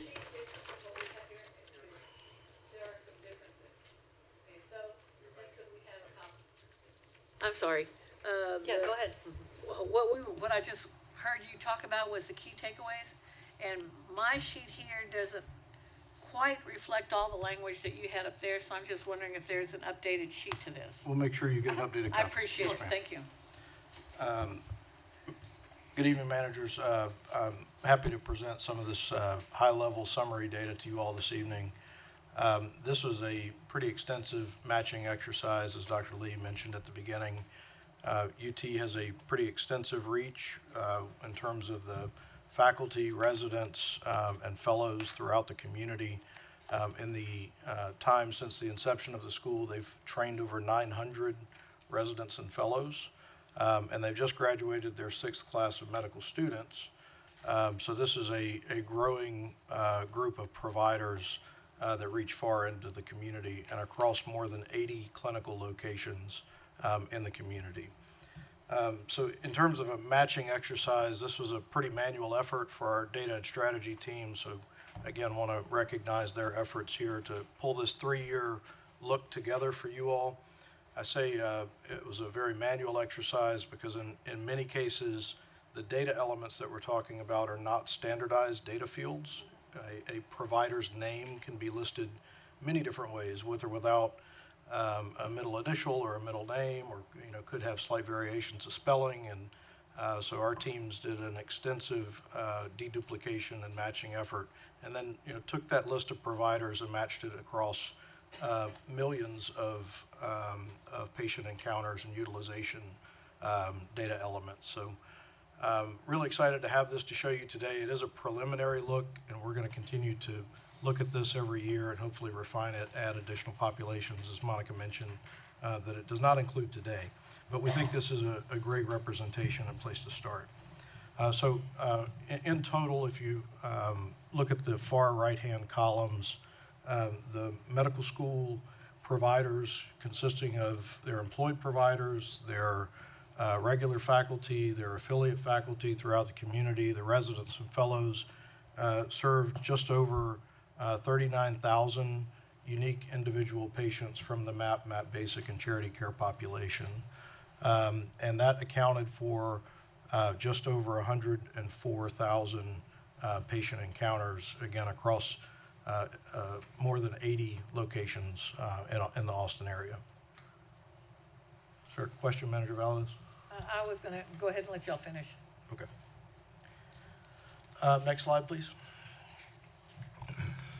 So this next slide shows where the patients, the 39,000 annual patients that were served by Dell Medical School providers, where they live. As we've seen in the Central Health Demographic Report and the Safety Net Community Health Needs Assessment from 2022, the majority of patients, it tracks with those demographic reports. These patients reside along the I-35 corridor and east of I-35. Patients from high-need zip codes like 78744, which is Southeast Austin, and yes, absolutely, in the Dove Springs area and the Rundberg area are some of the highest utilization of UT provider services, and there are also, as you would expect, high concentrations of services in Northeast Travis County and also in the Del Valley area. And this level of geographic specificity is really helpful to us because it shows where the Del Med services are reaching our patients effectively, and it also is tracking where Central Health has more opportunity to increase awareness and access. Next slide, please. This slide breaks down where patient counts are served by Del Med providers by race and ethnicity. And if you look at the first three columns are the fiscal year 23, 24, and 25 columns. And then the final on the far right is the 3-year total roll-up column. And if you look in 2025, a little over half of the patients served by the Dell Medical School providers identified as Hispanic or Black in race and ethnicity. Next slide, please. Could I just clarify yes, for please. the board, the numbers on the tops of the columns, just so you're oriented to the chart, those are not totals. Those numbers on the tops of the bars are the Asian patient counts that are in that stacked bar chart. Yes. And because of how race and ethnicity are tracked, and there is some overlap, if you add up the three columns, they don't add up to the 39,000 because there's going to be some duplication. So, next slide, please. And this is looking at the patient counts. The columns on the left-hand side are by sex, and this also tracks with our broader patient demographics, with about 60% of the patients served by Del Med providers identifying as female. And if you look at the columns on the right-hand side, that's looking at preferred language, and approximately 55% of the patients served list Spanish as their preferred language. Next slide, please. So this is our final summary slide for you. Monica presented on where our patients live that are served by UT providers in the community. We also wanted to look at where those services are taking place. So this table is the top 5 locations out of the more than 80 locations across the community. It represents a large portion of the services that are taking place.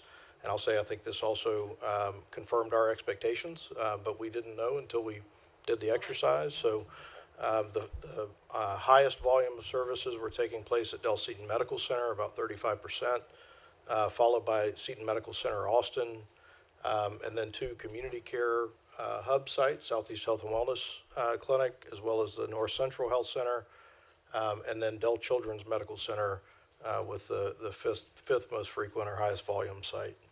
And again, you can see this has been fairly consistent across the 3-year period, but largely confirmed what we thought we knew anecdotally, but now can demonstrate with the data. And we will stop there for today, but happy to answer any questions or hear any feedback. Okay, so members, it's 7:43. So just a reminder, it's getting late, but we certainly want, if you all have questions, let's go around the room once and see if there's questions. We'll start with Manager Rodriguez. No, Manager Valadez. I just wanted to know, this last, if you can give us, just send us the percentages per category. And then on the, where was it? On the patient and encounter count by fiscal year, if there is a way to pull out MAP and MAP Basic, separate it from charity care, so that we know what central health patients look like or receiving. Thank you. Manager Brinson. Oh, no questions. Manager Motwani. Grateful. Really good data. Quick question as far as not reported when it comes to ethnicity and race is concerned, do we have an insight or an inclination as to what that skews? It's an optional field, but the demographic information actually comes from eligibility, so that was another data point that was pulled into this. From But central health. Is there, I guess the Central health question is there eligibility. like sort of the underlying insight around when we have unreported, how that generally tends to skew? I would not want to speculate, but I'm Good sure our answer. data All right, team that's would fair have enough. a good answer for you. Okay, thank you. I don't want to risk that. Fair enough. Yes, sir. Manager Jones. Could you go back to the map? Is there any way to be able to ascertain the percentage of those eligible clients in those zip codes that are African American and or Hispanic or Asian, that are compared to the population there, the eligible population. Yes, and I think that is something that we do in the demographic report, so I think that's something that we absolutely can bring back. Okay. Because, just quickly, 724 is a colony park. And the question is, in that area, there's a large African-American and Hispanic population. But the question is, are those populations map eligible? For whatever reason, they haven't been registered or they don't know about it. And in the community, what I hear is, I don't know about it, or other kinds of things. I'm not saying that they're not out there doing it. I'm just saying it would be helpful to see what that looks like. So. But looking at eligibility versus enrolled, based on the race or ethnicity. Yeah. Got it. Yes. Thank you. Yeah. Okay, Manager May? It's about time, Merry Christmas, we got some data. That's all I gotta Yeah, say. I was gonna ask that, but not be ugly. I was gonna ask, how long did it take us? Yeah, thank you. How long did it take us to get this? Let's finish. That's okay. Let's finish going around. Did you have any questions? No, good work. Okay, is Dr. Musaitif on? I can't see. Want to see if she has No any. questions. Thank you for the presentation. Yeah, and I just want to reiterate, thank you. I know y'all have worked very hard for quite some time on this, and really, really appreciate it. I'm glad that you all were able to present to the Commissioners Court yesterday, and I also want to reiterate something that was added to the first slide, which is that you work together with UT. I want to emphasize for everyone that UT shared the data that Central Health requested and provided input and feedback that was incorporated into this presentation. So not only do we have some very good data, we've also got, I think it's fair to say that we've also strengthened our relationship with Dell in terms of data sharing and also analyzing what it tells us. So, all right. Okay, we're going to move on to the last item now. There's the remaining items we don't have any report on, so we're going to move into the last item, which is an executive session. So, okay, it's item number 5, I believe. Oh. So, item number 5 is receive and discuss a briefing regarding Travis County Healthcare District DBA Central Health versus Ascension. And let's see, I announced that the board is convening in closed session to discuss.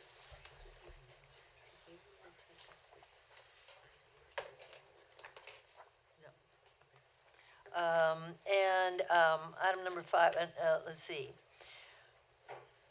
Announce that the board is convening in closed session to discuss agenda item number 5 under Texas Government Code Section 551.071, consultation with attorney. So it is December 17th. The time is 7:48, and we're going into closed session.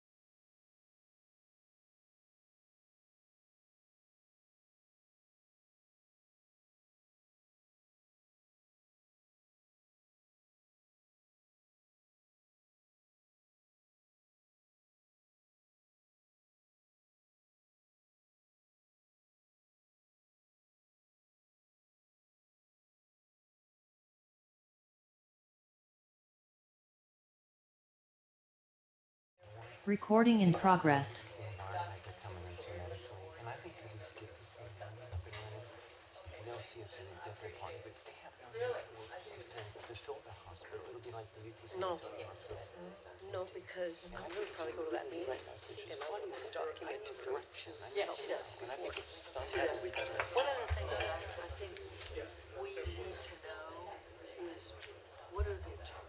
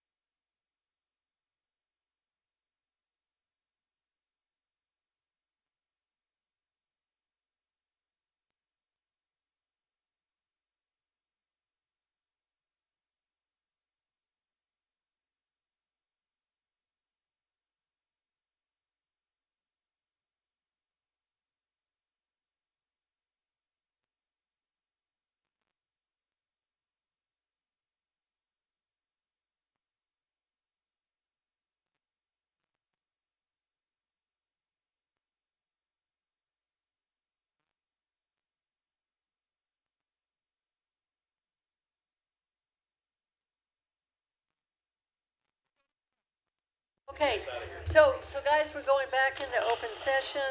It is December 17th, the time is 9:25. We're entering open session. We're going to our last item, which is confirm the next regular board meeting date, time, and location.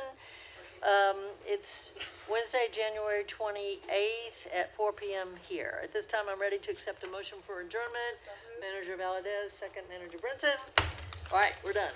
Thank you. I'm glad we got a lot done tonight.